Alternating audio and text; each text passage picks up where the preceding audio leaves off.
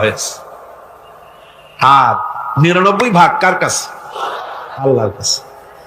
একটা ভাগ দুনিয়া ছড়ানো হয়েছে আদম আলাইহিস সালাম থেকে নিয়ে এই পর্যন্ত, এখান থেকে নিয়ে কিয়ামত পর্যন্ত পৃথিবীতে যত মানুষ আসবে, যত প্রাণী আসবে, তাদের মধ্যে প্রাণী জগতেও গাভী তার বাছুরকে ভালোবাসে ঠিক কিনা, হাতি তার বাচ্চাকে ভালোবাসে ঠিক কিনা, মুরগি তার বাচ্চাকে ভালোবাসে কিনা, প্রত্যেক মাই তার সন্তানকে ভালোবাসে মানুষের মতো। এই ভালোবাসা, স্নেহ, এই মমতা, এই করুণা, এই মহব্বত একটা ভাগ দুনিয়ায় দেওয়ার পর আপনি আর আমি যতটুকুন ভাগে পেয়েছি, সেই মহব্বতে, স্ত্রীর মহব্বতে অস্থির, মায়ের মহব্বতে অস্থির, সন্তানের মহব্বতে অস্থির। এখন চিন্তা করেন, একটা ভাগ সারা পৃথিবীতে বিতরণ করার পর যেটুক পেয়েছি, তাতে যদি এত মহব্বত হয়, তাহলে এর ৯৯ ভাগ মহব্বত যে আল্লাহর কাছে জমা আছে, এই বান্দার জন্য তার কত মহব্বত, এই বান্দার জন্য কত করুণা তার, কত মহব্বত তার, কত দয়া তার।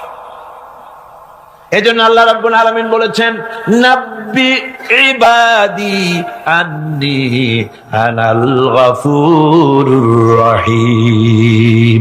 ও আমার নবী, সুসংবাদ দিয়ে দাও, বান্দাদেরকে শোনায় দাও যে আমি আল্লাহ তাআলা ক্ষমাশীল আর দয়াবান।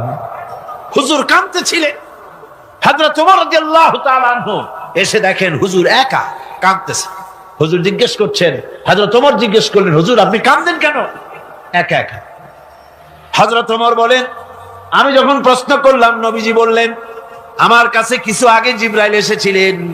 জিবরাইল এসে আমাকে বললেন, আল্লাহ পাক বলেছেন, হে আমার নবী, ইসলামের ভিতরে থেকে যে সমস্ত মানুষগুলো ইসলামের ভিতরে থেকে চুল আর দাড়ি পাকায় দিছে, কিয়ামতের দিন এই লোকগুলারে আমি শাস্তি দিতে আমার শরম হবে। হযরত ওমর বলেন, হুজুর উম্মতের জন্য কত বড় খোঁজ খবর এটা, আর আপনি কাঁদতেছেন। হুজুর বলেন, ওমর তুমি জানো না, আমার কান্নার কারণ ভিন্ন। আমার কান্নার কারণ হলো যে আল্লাহ রাব্বুল আলামিন কিয়ামতের দিন দাড়ি চুল পাকা বান্দারে শাস্তি দিতে শরম করবেন। সেই দাড়ি চুল পাকা বান্দাগুলি আল্লাহর সাথে নাফরমানি করতে শরম করে না। আমি এই লজ্জায় কাঁদতেছি। ভাইরা, হুজুর আল্লাহ পাক বলেন, ও আমার নবী, রাতের আধারে যখন একটা বুড়া আমার দরবারে হাত উঁচু করে, একটা বুড়া মানুষ রাতের আধারে যখন আমার দরবারে হাত উঁচু করে, আর যখন বলতে থাকে, রব্বুল আলামিন, আমার পেছনের জীবনটা বড় খারাপ করেছি, এমন কোন কাজ জীবনে করি নাই যা তোমার কাছে কিছু দাবি করতে পারি, সব রকমের নাফরমানি করেছি, আজ আমি বুড়া হয়ে গেছি, কামাই করতে পারি না, ছেলে আমাকে চোখে দেখতে পারে না, পুত্রবধূ আমাকে ঘরে জায়গা দেয় না, আমার স্ত্রী আমাকে দেখতে পারে না, রোজগার করতে পারি না, হাঁটতে পারি না, চলতে পারি না, সবার কাছে আমি তিতা হয়ে গেছি, আমি দাঁড়াতে পারি না, কোমরে ব্যথা পাই, হাঁটুতে ব্যথা পাই, চলতে পারি না, কানে শুনতে পাই না, চোখে দেখতে পারি না, আর তোমার কাছে কিছু চাইয়া নেব এমন ভালো কাজও করি নাই। এইভাবে যখন বান্দা কাঁদতে থাকে আমার দরবারে, ও আমার হাবিব আমার রহমতের দরিয়ায় জোশ মেরে যায়, আমার শরম হয় এই বুড়াটারে কেমনে খালি হাতে ফিরাইয়া দেই। সুবহানাল্লাহ, সুবহানাল্লাহ। আমার আল্লাহর এত দয়া, আমার আল্লাহর এত মায়া, এত মহব্বত। আমার আল্লাহ রাব্বুল আলামিন বলেন, ওয়াইদা সালাকা ইবাদি আন্নী ফাইন্নী করিব। আমার হাবিব, আমার বান্দা আমার ব্যাপারে প্রশ্ন করে, আমি বান্দার একদম নিকটে। কোরআন শরীফের ভিতরে যত জায়গায় রাসূলকে বলা হয়েছে সুয়ালের কথা, আপনাকে প্রশ্ন করা হয়, আল্লাহ তার জবাব কুল এই কথা বলে জবাব দিয়েছেন। যত জায়গায় সুয়াল এসেছে, যেমন কোরআনে কারীমের মধ্যে আল্লাহ পাক বলেন, ওয়ায়াসআলুনাকা আনিল মাহিদ, মেয়েদের হায়েজ সম্পর্কে জিজ্ঞাসা করা হয়, কুল হিয়া আযা, হে নবী আপনি বলুন। এভাবে করে কুল দিয়ে জবাব দেওয়া হচ্ছে। আবার প্রশ্ন করা হচ্ছে ওয়াসআলুনাকা আনিল আনফাল, এই গনিমতের মাল সম্পর্কে হুজুর আপনাকে, হে নবী আপনাকে প্রশ্ন করা হয়। আল্লাহ কুল দিয়া জবাব দিলেন। আল্লাহ বলেন আপনি বলেন। ওয়াসআলুনাকা আনিল খামরি ওয়াল মাইসির, আল্লাহ পাক বলেন নবী আপনারে প্রশ্ন করা হয় কুল ফীহিমা ইসমুন কাবীর, আল্লাহ কুল দিয়া বললেন তুমি বলো।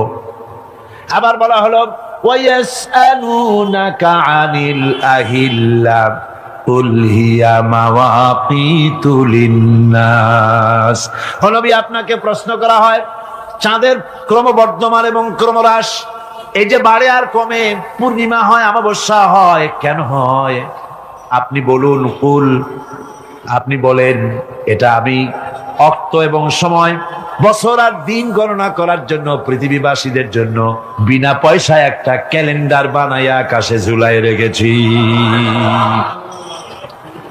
এভাবে যত জায়গায় এসেছে আপনাকে প্রশ্ন করা হয়, তত জায়গায় আল্লাহ জবাব দিয়েছেন কুল, আপনি বলেন। গোটা কোরআন শরীফের ভিতরে এই একটি মাত্র জায়গা যেখানে বলা হয়েছে আপনাকে প্রশ্ন করা হয়, আল্লাহ এখানে বলতে পারতেন কুল, আপনি বলেন, আল্লাহ তোমাদের নিকটবর্তী, এভাবে জবাব হয় না।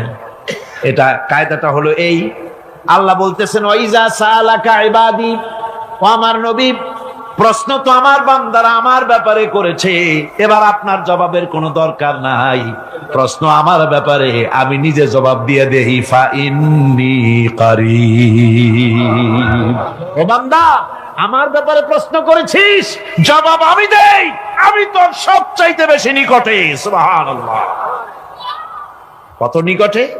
ওয়ানাহানু আকরাবু ইলাইহি মিন হাবলিল ওয়ারিদ, তোর যে রগ, এই শাহরগের চাইতেও আমি তোর বেশি কাছে। সুবহানাল্লাহ, আমারে ডাক, আমারে ডাক, কলিজা দিয়া ডাক, অন্তর দিয়ে ডাক। মনের থেকে মানুষ যদি ডাকে, মুখের ডাক আর মনের ডাক এক জিনিস নয়। দিল সে জুবাত নিকলতি হ্যায়, असर रखती है पर नहीं मगर ताकते परवाज रखती है। দিল থেকে যে কথা বেরোয় তা প্রভাব বিস্তার করে, ডানা নাই কিন্তু ওড়ার ক্ষমতা রাখে। মনের কথাই ভিন্ন, মন থেকে, দিল থেকে, কলিজা থেকে, অন্তরের গভীর কন্দর থেকে মুহাব্বতের সাথে কেউ যদি একবার বলে আল্লাহ, বলেন আল্লাহ, আল্লাহ, আল্লাহ, আল্লাহ রাব্বুল আলামিন বলেন অন্তরের অন্তঃস্থল থেকে একটি বার যদি বান্দা বলেন আল্লাহ, আল্লাহ বলেন ৭০ বার সাড়া দিয়া জিজ্ঞেস করি, বান্দা কি চাও, আমি তোমার কাছে আছি। সুবহানাল্লাহ, আমি তোর একদম কাছে, কি চাস বল, বল আমার কাছে। এমন দয়াবান, এমন মেহেরবান, এমন আল্লাহ আমাদের। সে আল্লাহ রাব্বুল আলামিন তিনি বলছেন وقال ربكم ادعوني استجب لكم, তোমাদের রব বলেছেন আমারে ডাকো, আমি আল্লাহ ডাকের সাড়া দিয়া দেব। সুবহানাল্লাহ, কারে ডাকতে হবে, কারে ডাকতে হবে? এই বিশাল জনসমুদ্র একদিকে চিল্লা এখন কারে ডাকতে হবে? কোন পীর সাহেবকে নয়, আল্লাহর কসম কোন খাজা বাবাকে নয়, ডাকতে হবে কারে? চিল্লা এখন কারে? ওয়াকালা রাব্বুকুম উদউনি, তোমার রব তোমাকে বলতেছে আমারে ডাকো, আস্তাজিব লাকুম, আমারে ডাকবে আমি সাড়া দিয়ে দেব। সুবহানাল্লাহ, আল্লাহকে ডাকেন। কি চাই আপনার বলেন, কি চাই? আল্লাহর কাছে চান, আল্লাহ দিয়ে দিবে। দেওয়ার জায়গা আল্লাহর কাছে চাইবেন, আল্লাহ দিবেন। দেওয়ার জায়গা, চাওয়ার জায়গা হলো সেজদায় পড়ে যাবেন। আমার ভাইয়েরা, জায়গাটা চিনায় দিলাম। মাজারে যাওয়া লাগবে না, কবরে যাওয়া লাগবে না। 2 রাকাত নামাজ পড়ে সেজদায় পড়ে গিয়া যত বিপদ আছে, মুসিবত আছে, সেজদার মধ্যে চোখের পানি ছেড়ে দেন। আর কেন্দে কেন্দে জীবনের কথা বলেন, আল্লাহ রাব্বুল আলামিন আপনার আওয়াজ শুনবেন আর দোয়া কবুল করে নিবেন। কাঁদতে হবে আল্লাহর কাছে। কার কাছে? আল্লাহর কাছে।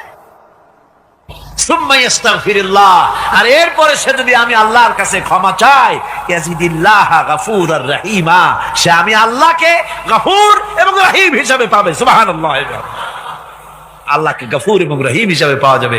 সব আল্লাহকে বলতে হবে, গুনাহ মাফ চাইতে হবে।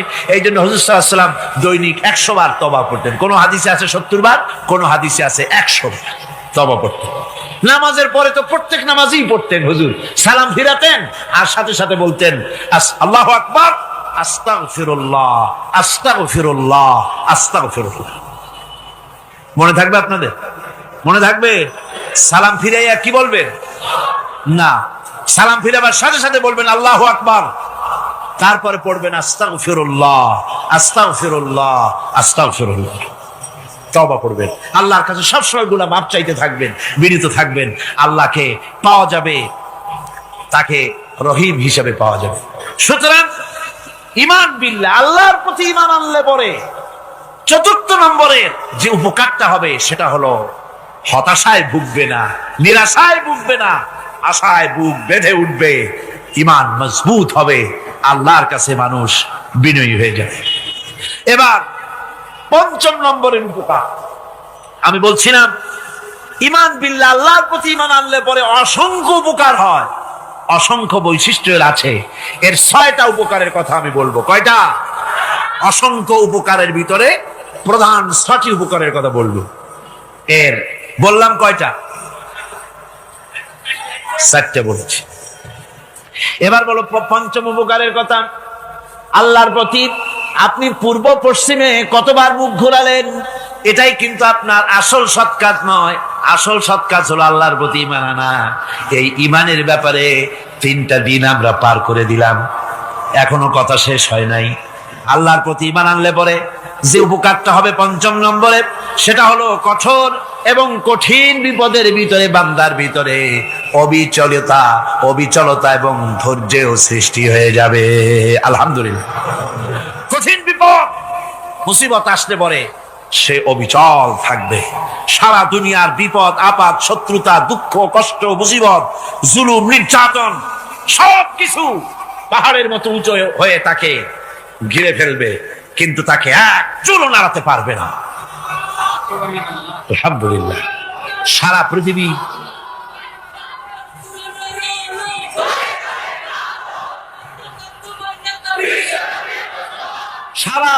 একদিকে আর সে একা একদিকে থাকবে। বিরোধিতা তো হবেই, বিপদ তো আসবেই। কবি বলতেছেন, সাথে জাকা রহা হ্যায় अज़ल से ता इमरोज, सतेजा का रहा है अज़ल से ता इमरोज, चरागे मुस्तफावी से शरारे बुलहबीस। সে আবহমান কাল থেকে শুরু করে মুস্তাফা সাল্লাল্লাহু আলাইহি ওয়াসাল্লামের দীপ শিখার সাথে আবু জাহেল, আবু লাহাবের অগ্নিস্ফুলিঙ্গের টক্কর লেগেই আছে। রাসূলুল্লাহর আল্লাহর দেওয়া এই বিধান, এই দ্বীনের বাতিটা টিম টিম করে জ্বলেছে। আর গোরকি, টর্নেডো, হাজার হাজার মাইল বেগে হেরিকেন এসেছে, গোরকি এসেছে, টর্নেডো এসেছে, টাইফুন এসেছে, কিন্তু এই আলো নিবাইতে পারে নাই। সুবহানাল্লাহ। এই আলো নিবাতে পারে নাই। এই শত্রুতা চিরকালের, নিবাতে পারবে না। কারণ হচ্ছে আল্লাহ রাব্বুল আলামিন বলেছেন, ইউরিদুনা লিইউতফিউ নূরাল্লাহি বিআফওয়াহিহিম ওয়াল্লাহু মুতিম্মু নূরিহি ওয়ালাউ কারিহাল কাফিরুন। ওরা চায় মুখের ফু দিয়ে আমার আলোকে নিভিয়ে দেবে, কিন্তু আমি আমার আলোকে পূর্ণতা দান করব, তাতে কাফের বেঈমানদের কলজায় যত জ্বালা যন্ত্রণা হোক আমার দ্বীন কেউ মিটাই দিতে পারবে না। কোন সুবহানাল্লাহ। সুতরাং বিপদে অবিচলতা আসবে, সে অটল হবে, মজবুত হবে, কোরআনে কারীম বলতেছে ওয়া কাযালিকা জাআলনা লিকুল্লি নাবিয়্যিন আদুওয়াম মিনাল মুজরিমিন। এই পৃথিবীতে এমনি করে আমি সকল নবীদের শত্রু বানিয়েছি, সব পাপিষ্ঠ অপরাধীদেরকে। নবীদের সাথে বিরোধিতা করেছে কারা? পাপিষ্ঠরা, অপরাধীরা। আজও খুঁজে দেখেন, আজও ইসলামী আন্দোলনের বিরোধিতা যারা করে সবগুলি কি পাপিষ্ঠ? সত্য কিনা কর? ইসলামী আন্দোলনের বিরোধিতা যারা করে হিসাব করে, চোখ দিয়ে তাকায় দেখেন, খুঁজে দেখেন তাদের নামগুলি। মদখোর, জেনাকার, বদমাশ, চোর, হাইজাকার, বেনামাজি, লুটেরা, মিথ্যাবাদী, সবচাইতে সমাজের নিকৃষ্ট লোকগুলি ইসলামের বিরোধিতা করে।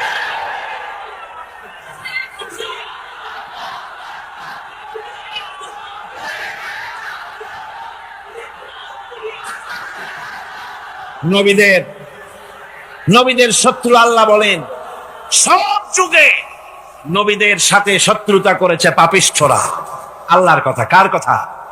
সকল যুগে নবীদের সাথে শত্রুতা করেছে পাপিষ্ঠরা, নিকৃষ্ট ধরনের অপরাধীরা। সুতরাং নবী রাসূলদের অবস্থা যখন এই, তখন দ্বীনের দাওয়াত যারাই দেবে তাদের কিসমত এরকম হবেই। এই বাধার মোকাবেলা তাদেরও করতে হবে। এই যে বাধাটা আসে, এই যে মারে, অপরাধ কি? এই যে তারা চোর বা ডাকাত যাদের মারা হয়। আল্লাহ রাব্বুল আলামিন বলেন অপরাধ হলো ওয়ামা নাকামু মিনহুম ইল্লা আইয়ুমিনু বিল্লাহিল আজিজিল হামিদ। অপরাধ হচ্ছে ঈমানদার লোকদের উপরে নির্যাতন চালিয়েছে, অন্য কোনো কারণে নয়। কারণ একটাই, তারা আল্লাহর জমিনে আল্লাহর দ্বীন প্রতিষ্ঠা করতে চেয়েছে, আর কোন অপরাধ না। জমিন আল্লাহর, জমিন কার? এই বিশাল জনসমুদ্র গর্জে উঠুন একযোগে, বলুন জমিন কার? আইন চলবে কার? এখানেই সংঘর্ষ বেঁধেছে আবহমান কাল ধরে। মানুষ অত্যাচারিত হয়েছে, সাহাবায়ে কেরাম অত্যাচারিত হয়েছেন। বুখারী শরীফের হাদিসে এসেছে রাসূল করিম সাল্লাল্লাহু আলাইহি ওয়াসাল্লামের কাছে হযরতে খাব্বাব গিয়ে উপস্থিত হয়েছিলেন। হযরতে খাব্বাব বলেন, হাদিসটা এভাবে লেখা হয়েছে বুখারীতে, ওয়ান খাব্বাব বিন আরিদ রাদিয়াল্লাহু তাআলা আনহু قال شكونا إلى رسول الله صلى الله عليه وسلم وهو متوسد بردة له في ظل الكعبة। রাসূলুল্লাহর কাছে গেলাম, কাবা শরীফের কাছে গিয়া দেখি নবীজি একটা চাদর গায়ে দিয়ে তিনি আরাম ফরমাচ্ছিলেন কাবা শরীফের ছায়ায়। সেখানে গিয়ে বললাম, আলা তাস্তানসিরু লানা আলা তাদউ লানা ইয়া রাসূলুল্লাহ, হে আল্লাহর রাসূল, আপনি কি আমাদের জন্য আল্লাহর কাছে দোয়া চাইবেন না? আপনি কি আল্লাহর কাছে আমাদের জন্য সাহায্য চাইবেন না? আমাদের লোকগুলিকে, মুসলমানগুলিকে মারতে মারতে তো শেষ করে ফেলে দিল। তারা আমাদের সুমাইয়াকে মারলো, আমাদের খাব্বাবকে উটের সাথে পায়ের দড়ি লাগায় টানলো, আমাদের খোবায়েবকে তারা আগুনের উপরে চিৎ করে শোয়ায় রাখলো, না খায় রাখতেছে, মারতেছে, কষ্টে তো শেষ হয়ে গেলাম। হুজুর, আপনি কি আমাদের জন্য দোয়া করবেন না? হাদিস শরীফে এসেছে নবীজি উঠে বসলেন সোজা হয়ে। নবীজি বলেন, ও আমার সাহাবী, ও খাব্বাব, শোনো, তোমাদের আগে এই পৃথিবীতে যারা দ্বীনের দাওয়াত দিতে এসেছিলেন তাদেরকে সমকালীন রাষ্ট্র শক্তি, সমাজ শক্তি তাদেরকে ধরতো। ফায়ুখাজুর রাজুলু, তাদেরকে তারা ধরতো। ফায়ুহফারু লাহু ফিল আরদ, আর তার জন্য জমিনের ভিতরে কবর বানাইতো। ওই কবর ফায়ুজালু ফিহা, ওই কবরের ভিতরে তাকে কোমর পর্যন্ত গেড়ে দিত। সুম্মা ইউতা বিল মানশার, এরপরে করাত আনতো। ফায়ুদাউ আলা রাসিহি, এরপরে ওই করাত তার মাথার উপরে রাখতো। ফায়ুজালু নিসফাইন, এরপরে করাত দিয়া চিরে জীবিত মানুষটারে দ্বিখণ্ডিত করে ফেলে দিত। মা ইয়াসুদ্দুহু যালিকা আন দীনিহি, ও আমার খাব্বাব, এত কষ্ট দেওয়ার পরেও সেই যুগের কোন মুসলমানকে, দ্বীনের দায়ীদেরকে আল্লাহর দ্বীন থেকে এক চুলো তারা সরাই দিতে পারে নাই, এক চুলো সরাতে পারে নাই। ওয়াল্লাহি, ও খাব্বাব, আমি আমার আল্লাহর নামে কসম করে বলছি, লা ইউতাম্মান্নাল্লাহু হাযাল আমরা হাত্তা ইয়াসিরা আর রাকিবু মিন সানা ইলা হাযরামাউত। আমি কসম করে বলি আল্লাহ রাব্বুল আলামিনের, এই সানা থেকে হাজারামত পর্যন্ত লোকেরা যাতায়াত করবে, সুন্দরী রমণীরা গমন করবে, সদাগরেরা যাতায়াত করবে, টাকা নিয়া পয়সা নিয়া যাতায়াত করবে। তাদের মনের মধ্যে লুটের ভয়, টাকার ভয়, চুরির ভয়, ডাকাতির ভয়, জেনার ভয়, হত্যার ভয়, ধর্ষণের ভয়, কোনো ভয় থাকবে না। লা ইয়াখাফু ইল্লাল্লাহ, আল্লাহ ছাড়া কোনো ভয় থাকবে না। এমন একটা সমাজ, এমন একটা সময় আসবে। ওয়ালাকিন্নাকুম তাস্তাজিলুন, অথচ খুব তাড়াহুড়ো তোমরা করতেছো। তাড়াহুড়ো করো না, সময় আসবে ইনশাআল্লাহ। আমার ভাইয়েরা, আমার বন্ধুগণ, কঠিন বিপদে অবিচলতা এবং ধৈর্যের দৃষ্টান্ত রেখে গেছেন আম্বিয়া আলাইহিমুস সালাম। সুবহানাল্লাহ। কঠিন বিপদে অবিচলতা, দৃঢ়তা, ধৈর্য কারে বলে, তার দৃষ্টান্ত কারা রেখেছেন? আম্বিয়া আলাইহিমুস সালাম। ওনারাই আমাদের আদর্শ, নবীরাই আদর্শ। সাহাবায়ে কেরাম রিদওয়ানুল্লাহ তাআলা আলাইহিম আজমাইন আমাদের আদর্শ। ভাইরা আমার, একটা লোক বিনা পয়সায় মাইক দেয়, মাইকের ভাড়া সে নেয় না। তাফসীরে মাহফিলের মাইকের ভাড়া নেয় না। যে বছর এরশাদ সরকার আমাকে প্লেন থেকে নামতে দিল না, আপনাদের মনে আছে, সিলেট থেকে ফিরাই দিল, এই খবরটা মাইকম্যান যখন শুনেছে যে আমাকে নামতে দেয় নাই, ফিরাই দেওয়া হয়েছে, সাথে সাথে স্ট্রোক করেছে, হার্ট ফেল করে দুনিয়া থেকে বিদায় হয়ে গেছে। সিলেটে তাফসীর হতে পারবে না, এই কথাটা বরদাস্ত করতে পারে না। আমি কেঁদেছি আর দোয়া করেছি, আল্লাহ, কোরআনের মহব্বতে লোকটার এই অবস্থা হলো, তোমার জান্নাত তুমি দয়া করে তাকে দান করে দিও। কাজে কোন ব্যবসায়ী চায় না যে তার ব্যবসাটা খারাপ হোক, লোকেরা মন্দ বলুক। এ মাইকের ব্যাপারে আপনারা আজকে রাগারাগি করেন না, যা হয়েছে কালকে ভালো হবে ইনশাআল্লাহ। সবাই বলেন ইনশাআল্লাহ। এখন চলেন আমরা ফেরাউনের অবস্থা দেখি গিয়া কি করতেছে ফেরাউন। মুসা আলাইহিস সালামকে ঘেরাও করে ফেলেছে, পালাবার উপায় নাই। একদিকে দরিয়া, তিন দিকে ফেরাউনের শক্তি। এই যে ঘেরাও টেরাও, মানে নতুন তো না, ধর্মঘট নতুন না, এ পুরানা জিনিস। এই পৃথিবীতে সর্বপ্রথম ধর্মঘট কিসের উপরে হয়েছে জানেন? এই পৃথিবীর প্রথম ধর্মঘট হয়েছে পেঁয়াজ, রসুন আর ডাইলের উপরে। মুসা আলাইহিস সালামের জামানায় লান নাসবিরা আলা তাআমিন ওয়াহিদ, আমরা এক রকমের খাদ্য আর খাবো না, আমাদের পেঁয়াজ দেওয়া লাগবে, ডাল দেওয়া লাগবে, রসুন দেওয়া লাগবে। সর্বপ্রথম ধর্মঘট হয় মুসা আলাইহিস সালামের জামানায়, সেখান থেকে শুরু হয়েছে। কিন্তু মশাল মিছিল যে আসলো কই থেকে, এইটা আমি খুঁজে পাইনি।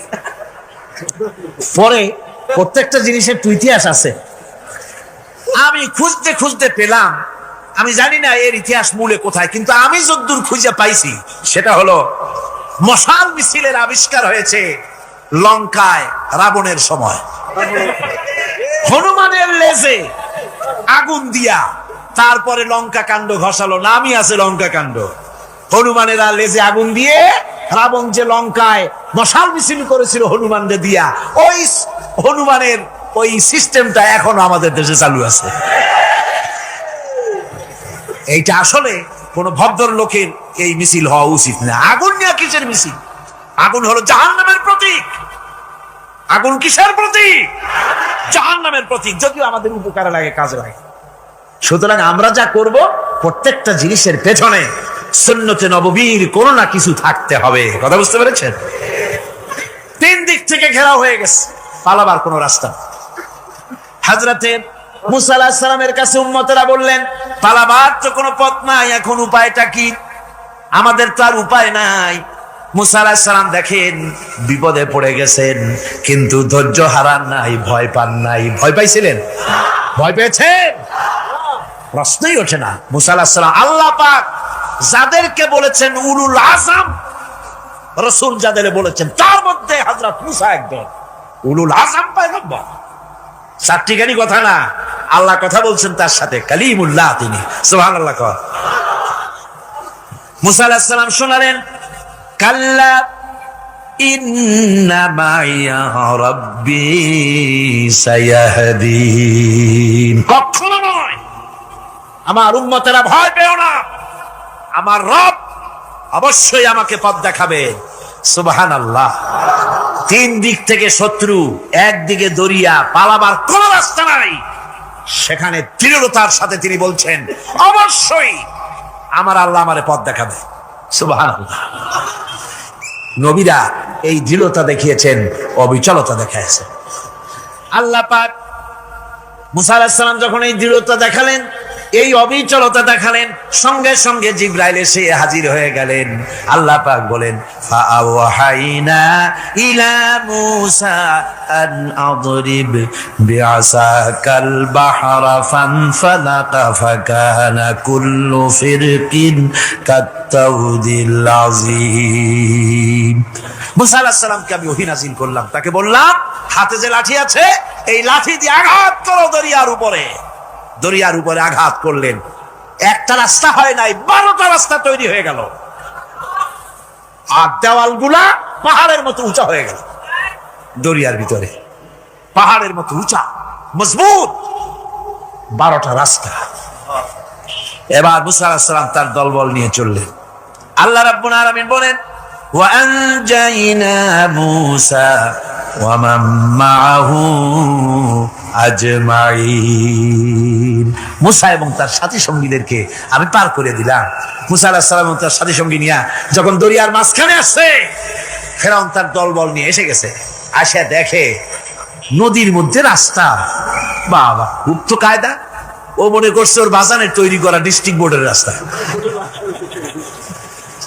ওর লোকজন নিয়ে নেমে গেছে দরিয়ার ভিতরে। ও আসছে মাঝখানে, মুসা আলাইহিস সালাম চলে গেছেন ওপার, দরিয়া পার। মাঝখানে যখন এসে গেল, আল্লাহ রাব্বুল আলামিন পানিকে অর্ডার করলেন কুন। আল্লাহ তো বটন টেপা লাগে না, মুখ দিয়া কোনো হুকুম করা লাগে না, শুধু বলেন কুন। যে ব্যাপারে কুন বলেন ফায়াকুন, সাথে সাথে হয়ে যায়। আল্লাহ বললেন কুন, আর অমনি রাস্তা বন্ধ হয়ে গেল। এবার তুফান শুরু হয়েছে নদীতে, ঢেউয়ের উপরে ঢেউ, মৌজুন কাল জিবাল, পাহাড়ের মতো উঁচু হয়ে হয়ে ঢেউ আসতেছে।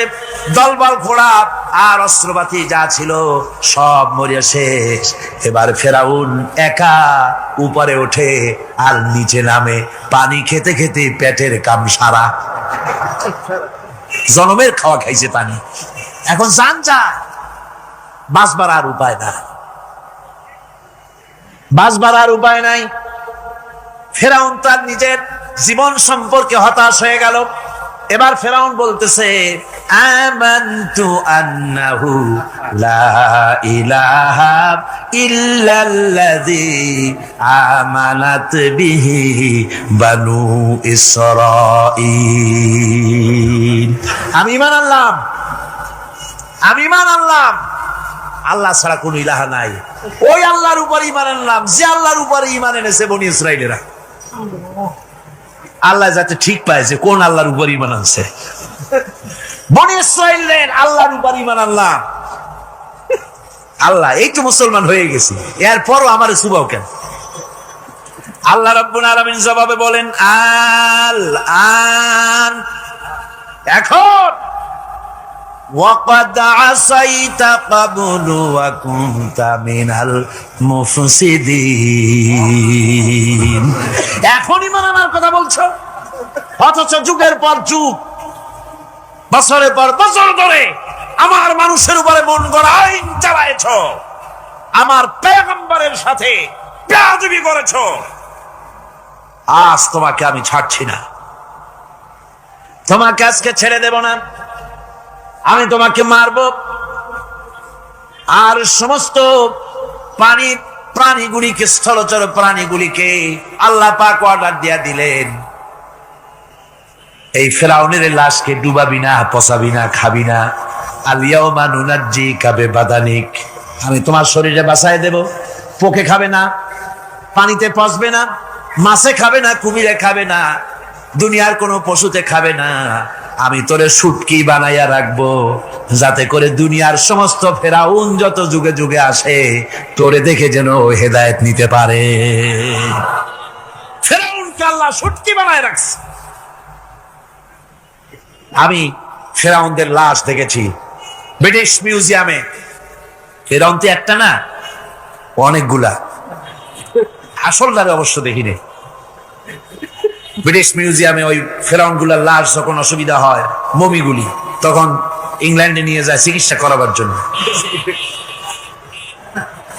চোখ টোক আছে গর্তের ভিতরে, তারপরে চামড়া টামড়া হাড়ের সাথে মিশানো, ওইভাবে চেহারা দেখলে মনে হয় যে সত্যি ফেরাউন গুলা। আর ব্রিটিশের কাম মিশর থেকে নামছে এমন কোন জিনিস নাই। আমি সেখানে এক বক্তৃতা বলছিলাম, আপনারা এদের এখন সভ্য, এদের এখন ভদ্র, এরা হলো ইন্টারন্যাশনাল সোর, ওরা সারা দুনিয়া চুরি করেছে। লন্ডনে বক্তৃতা করেছি, সারাটা দুনিয়া চুরি করছে, আমাদের দেশকে শোষণ করেছে। এই বিশাল ভূভাগকে শোষণ করে ইংল্যান্ডের দ্বীপটাকে তারা সাজাইছে। তারা ময়ূর সিংহাসনের, শাহজাহানের ময়ূর সিংহাসনের ময়ূরের বাম চোখে কোহিনূর মণি লাগাইছিলেন, শাহজাহান ময়ূরের ডান চোখে কোহিনূর মণি লাগায় নাই। কোহিনূর মণির অনেক দাম, আমি দেখে এসেছি মণি, এখন সেটা কুইন এলিজাবেথের মুকুটের শোভা পাচ্ছে। সেই মণি এমনি বলে প্রবাদে 7 রাজার ধন 1 মাণিক্য, বলেন এরকম অনেক দাম। শাহজাহান দেখালেন, আমি মুসলমান, আমার কাছে এটার দাম নাই, এই জন্য ময়ূরের ডান চোখে লাগালাম না, বাম চোখে লাগাই দিলাম। এইটারে চুরি করছে। তারপরে মিশর থেকে, মিশরের মমি চুরি করেছে, জুতা চুরি করছে, ছাতি চুরি করছে, পিসা চুরি করেছে। আমি বললাম এগুলা কি ভদ্রলোক নাকি? এরা জুতা চোর, পিসা চোর, লাঠি চোর, সব চুরি করছে। যাই দেখেন ব্রিটিশ মিউজিয়ামের মধ্যে সব দুনিয়ার চুরি করা জিনিস নিয়ে তারা মানুষকে দেখাইয়া পয়সা অর্জন করছে। টিপু সুলতানের তরবারিটা পর্যন্ত চুরি করেছে। আজ পর্যন্ত ব্রিটিশ মিউজিয়ামে টিপু সুলতানের তরবারিটা আছে, আমি তরবারিটা দেখে এসেছি। আমার বন্ধুগণ, বলতেছিলাম যে পৃথিবীতে আল্লাহ রাব্বুল আলামিন নবীরা তাদের চরিত্র দিয়ে বিপদের মোকাবেলা করে, দুনিয়ার সামনে কঠিন বিপদের মোকাবেলা করে অবিচলতা, দৃঢ়তা দেখায় গেছেন যে কেমন করে এই পৃথিবীতে বিপদের সামনে মোকাবেলা করতে হয়। ধৈর্য ধরতে হবে, বিপদ আসবে পাহাড় সমান হয়ে, আপনাকে ধৈর্য ধারণ করতে হবে সেভাবে বুক বেঁধে। যেহেতু এটা যদি বিশ্বাস হয় যে আমার কিসমতে যা আছে তার থেকে বেশি কিছু হবে না, তাহলেই আপনার ধৈর্য আসবে, ভয় পাবেন না। কথা ঠিক কিনা কন? এবারে হযরত হুদ আলাইহিস সালাম সম্পর্কে আল্লাহ রাব্বুল আলামিন বলেন, হযরতে হুদকে যখন ষড়যন্ত্র হলো, কাফির বেঈমানেরা তাকে মেরে ফেলার জন্য যখন সরকারি ষড়যন্ত্রে লিপ্ত হয়ে গেল, হযরতে হুদ সমাজের এই চ্যালেঞ্জের মোকাবেলা করলেন। হযরত হুদ বলেন, ফাকিদুনি জামিআন সুম্মা লা তুনজিরুন ইন্নী তাওয়াক্কালতু আলাল্লাহি রাব্বি ওয়া রাব্বিকুম। তোমরা তোমাদের ষড়যন্ত্র আমার বিরুদ্ধে যত পারো আমার বিরুদ্ধে ষড়যন্ত্র চালাও, এতটুকুন আমার অবকাশ দিও না। আমি এমন আল্লাহর উপরে ভরসা করেছি যার হাতের ভিতরে তোমাদেরও জান আর আমারও জান। যা পারো তাই করো, সরকার সমস্ত শক্তি একত্রিত হয়ে আমার মোকাবেলা করো। একদিকে হুদ আলাইহিস সালাম, আর একদিকে গোটা জাতি। হযরত হুদ ভয় পায় নাই। সুবহানাল্লাহ খান। ঈমান বিল্লাহ মানুষের কলিজাকে এভাবে শক্ত করে দেয়, কোন আলহামদুলিল্লাহ। এবারে এই বিপদের, কঠিন বিপদের মোকাবেলা করে আমার রাসূল যে প্রমাণ দিয়া গেলেন, আমার রাসূল যে কঠিন বিপদের মোকাবেলা করলেন, ভাইরা আমার, হিজরতের রাতে সওর পাহাড়ের ভিতরে যখন তিনি আশ্রয় নিলেন, হযরতে আবু বকরের সাথে ছিলেন। হযরতে আবু বকর রাদিয়াল্লাহু তাআলা আনহু বলেন, হুজুর আপনি দাঁড়ান, এটা তো পাহাড়িয়া গুহা, গুহার ভিতরে সাপ থাকতে পারে, বিচ্ছু থাকতে পারে, আমি আগে ঢুকি, বিপদ যদি হয় আমার উপর থেকে হয়ে যাক। গুহার ভিতরে নেমে গুহা সাফ করলেন। এরপরে হুজুরকে ডাকলেন, হুজুর তাশরীফ নিলেন গুহার ভিতরে। এরপরে হুজুর বললেন, আবু বকর, পাহাড়ে হেঁটে হেঁটে 2-3টা পাহাড় পাড়ি দিয়া যাওয়া লাগে সোর পাহাড়ে। মদিনার সোজা রাস্তা হুজুর ধরেন নাই, মেসফালার পথ দিয়া, জাবালে কেদোয়ার উপর দিয়া 3টা পাহাড় পাড়ি দিয়া তারপরে হুজুর গেলেন সোর পাহাড়ে। গুহার ভিতরে হুজুর তাশরীফ নিলেন। বললেন, আবু বকর তুমি বসো, তোমার উরুর উপরে মাথা রেখে আমি একটু আরাম করি। হযরতে আবু বকর বসলেন, হুজুর তার উরুর উপরে মাথা রেখে ঘুমায় গেলেন। আর এরপরে কাফির বেঈমানেরা তালাশ করতে করতে কাফেরেরা এসে গেল পায়ের চিহ্ন দেখে দেখে গর্তের কাছে। হযরত আবু বকর ভয়তে কেঁদে ফেললেন, আহারে আর তো উপায় নাই, এবার তো ধরা পড়ে গেছি, এবার নবীজিকে মেরে ফেলে দেবে। নবীর মহব্বতে, নিজের মহব্বতে নয়, নবীর মহব্বতে কাঁদতেছিলেন। হুজুর বলেন, হুজুরের ঘুম ভেঙে গেল। বলো, আবু বকর কাঁদো কেন? ছেলের কথা, মেয়ের কথা, বিবির কথা, বাড়ির কথা মনে পড়লো নাকি? হযরত আবু বকর বলেন, ইয়া রাসূলুল্লাহ, আল্লাহর কসম করে বলি, যেদিন ঈমান এনেছি এই কলিজার ভিতরে মা বাপ, স্ত্রী, পুত্র, পরিজন, এমনকি আমার নিজের জীবনের চাইতে আপনারে বেশি ভালোবাসি। তা কাঁদো কেন? কাঁদো কেন? হযরত আবু বকর বলেন, হুজুর ধরা পড়ে গেছি, কাফেররা এসে গেছে গর্তের কাছে, তাকালি আমাদের দেখতে পাবে, আমরা তো মাইনরিটি, ওরা তো মেজরিটি, আমরা তো ধরি মারি ফেলাই দেবে, আপনাকে মেরে ফেলে দেবে, এই জন্য কাঁদি। আল্লাহ রাব্বুল আলামিন, হুজুর তখন কি দৃঢ়তা, কি অবিচলতা, কি ধৈর্যের পাহাড় সম মনোবৃত্তি তখন দেখালেন।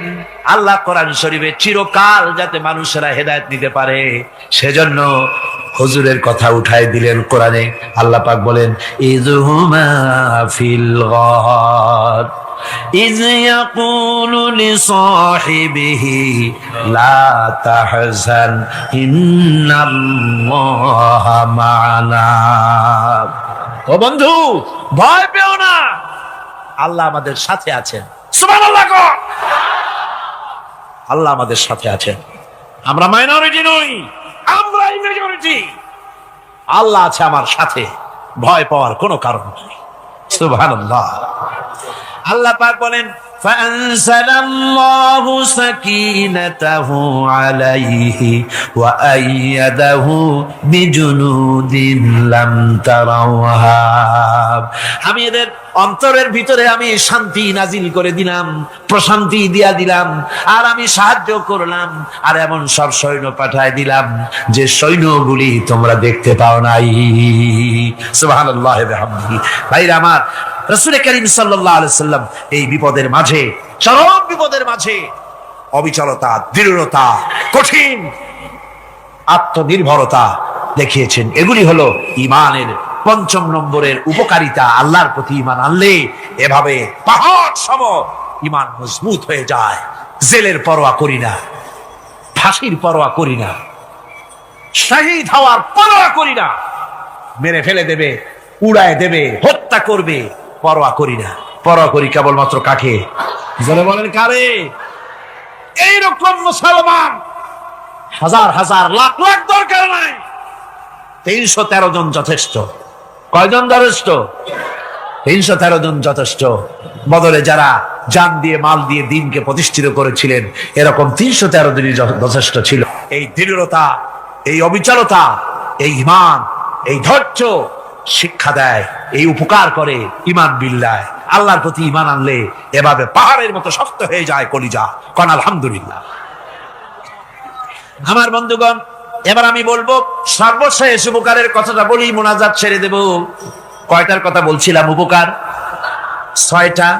6টা উপকারের কথা বলেছি। অনেকগুলি বৈশিষ্ট্য, অনেকগুলি উপকারের মধ্যে আল্লাহর প্রতি ঈমানের 6টা উপকারের কথা 5টা বলা হয়ে গেছে।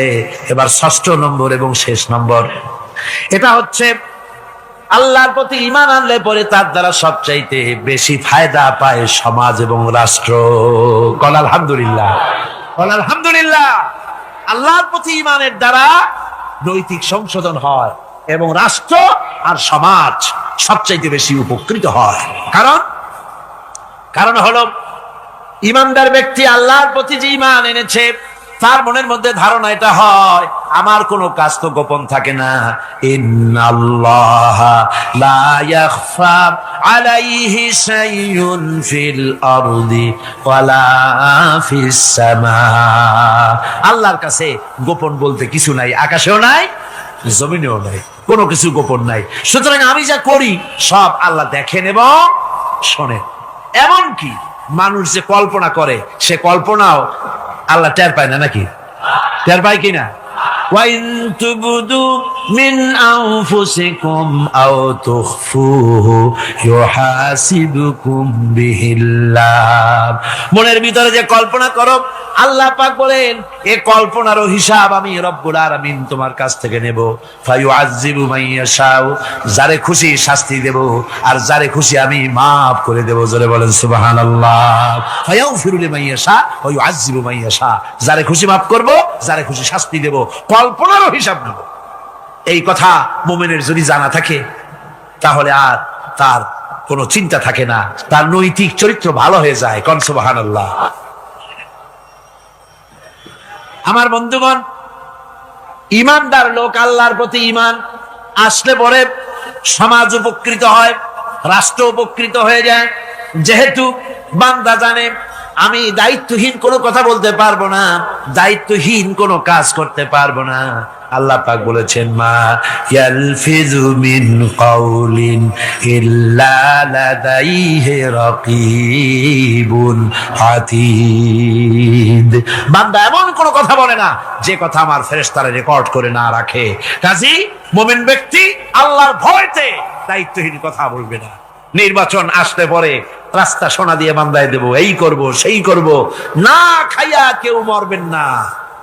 আসে না নির্বাচনের সময় সেরাগালি বদনারা মঞ্চে দাঁড়িয়ে কত বড় বক্তৃতা করে, ভাইয়ের আমার, বোনের আমার, এবার আমার বোতল মার্কা বাক্স, আপনারা আমাকে ভোট দিয়ে দেশ এবং জাতির আরেকবার 12:30 বাজাইবার সুযোগ দিন।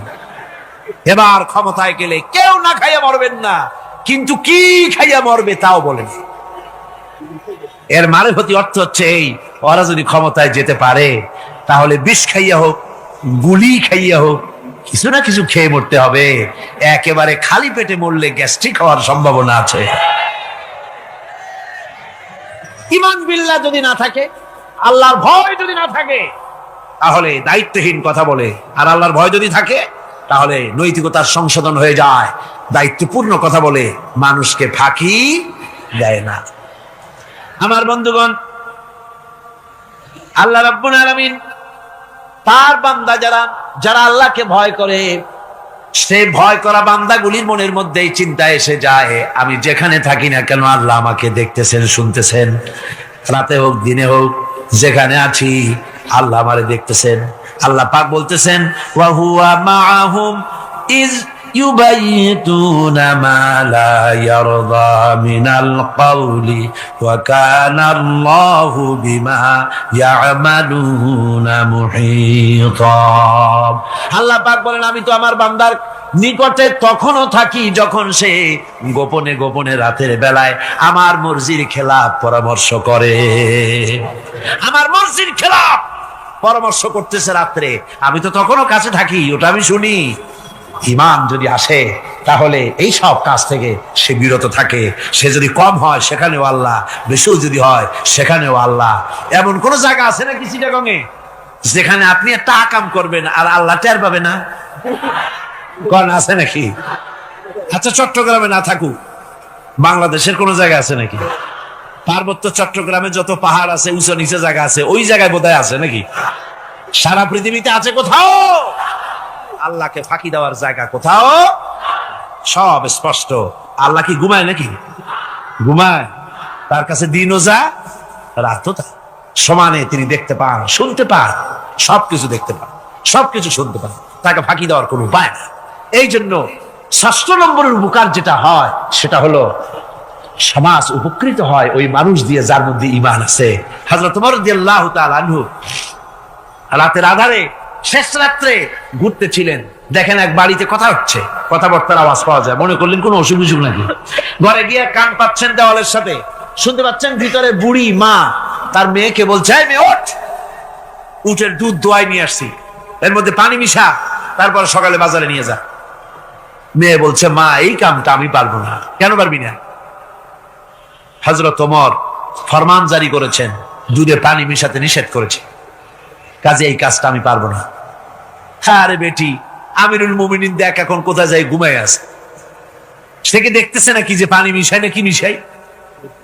মেয়ে বলতেছে মা আমিরুল মুমিনিনকে ফাঁকি দেওয়া যেতে পারে, তার পুলিশ বাহিনীকে ফাঁকি দেওয়া যেতে পারে, কিন্তু আল্লাহ রাব্বুল আলামিনের চোখকে ফাঁকি দেওয়া যাবে না।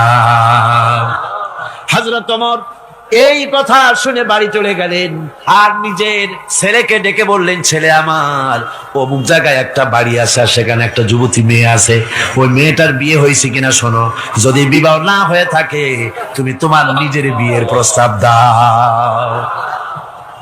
আমিরুল মুমিনিন এই মেয়েটা সুন্দরী কেমন, স্বাস্থ্য কেমন কিছুই দেখলেন না, দেখলেন তাকওয়া। কি দেখলেন? আল্লাহর ভয়। আল্লাহর ভয় যখন একটা জাতির মধ্যে আসে, পুলিশ লাগে না, পুলিশের কাজ কমে যায়।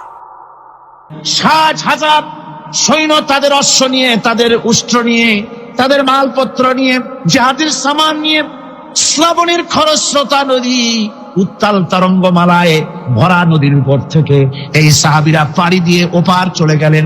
ওপার যাওয়ার পরে হযরতে সাদ বলছেন, তোমাদের কেউ কি হারায় গেছে নাকি? সবাই এদিক ওদিক তাকায়, খুব করে বলল, মানুষ তো দূরের কথা, একটা উটও আর ঘোড়াও একটাও হারায় যায় নাই। একজন বলল, আমার একটা পেয়ালা, যে পেয়ালা আমি পানি পান করতাম, সেই পেয়ালাটা তুফানে ছিটকে কোথায় চলে গেছে, ওইটা হারায় গেছে। হযরতে সাদ বলেন, মুজাহিদের কোন জিনিস দরিয়া নিতে পারে না, অবশ্যই তা ফেরত আসবে।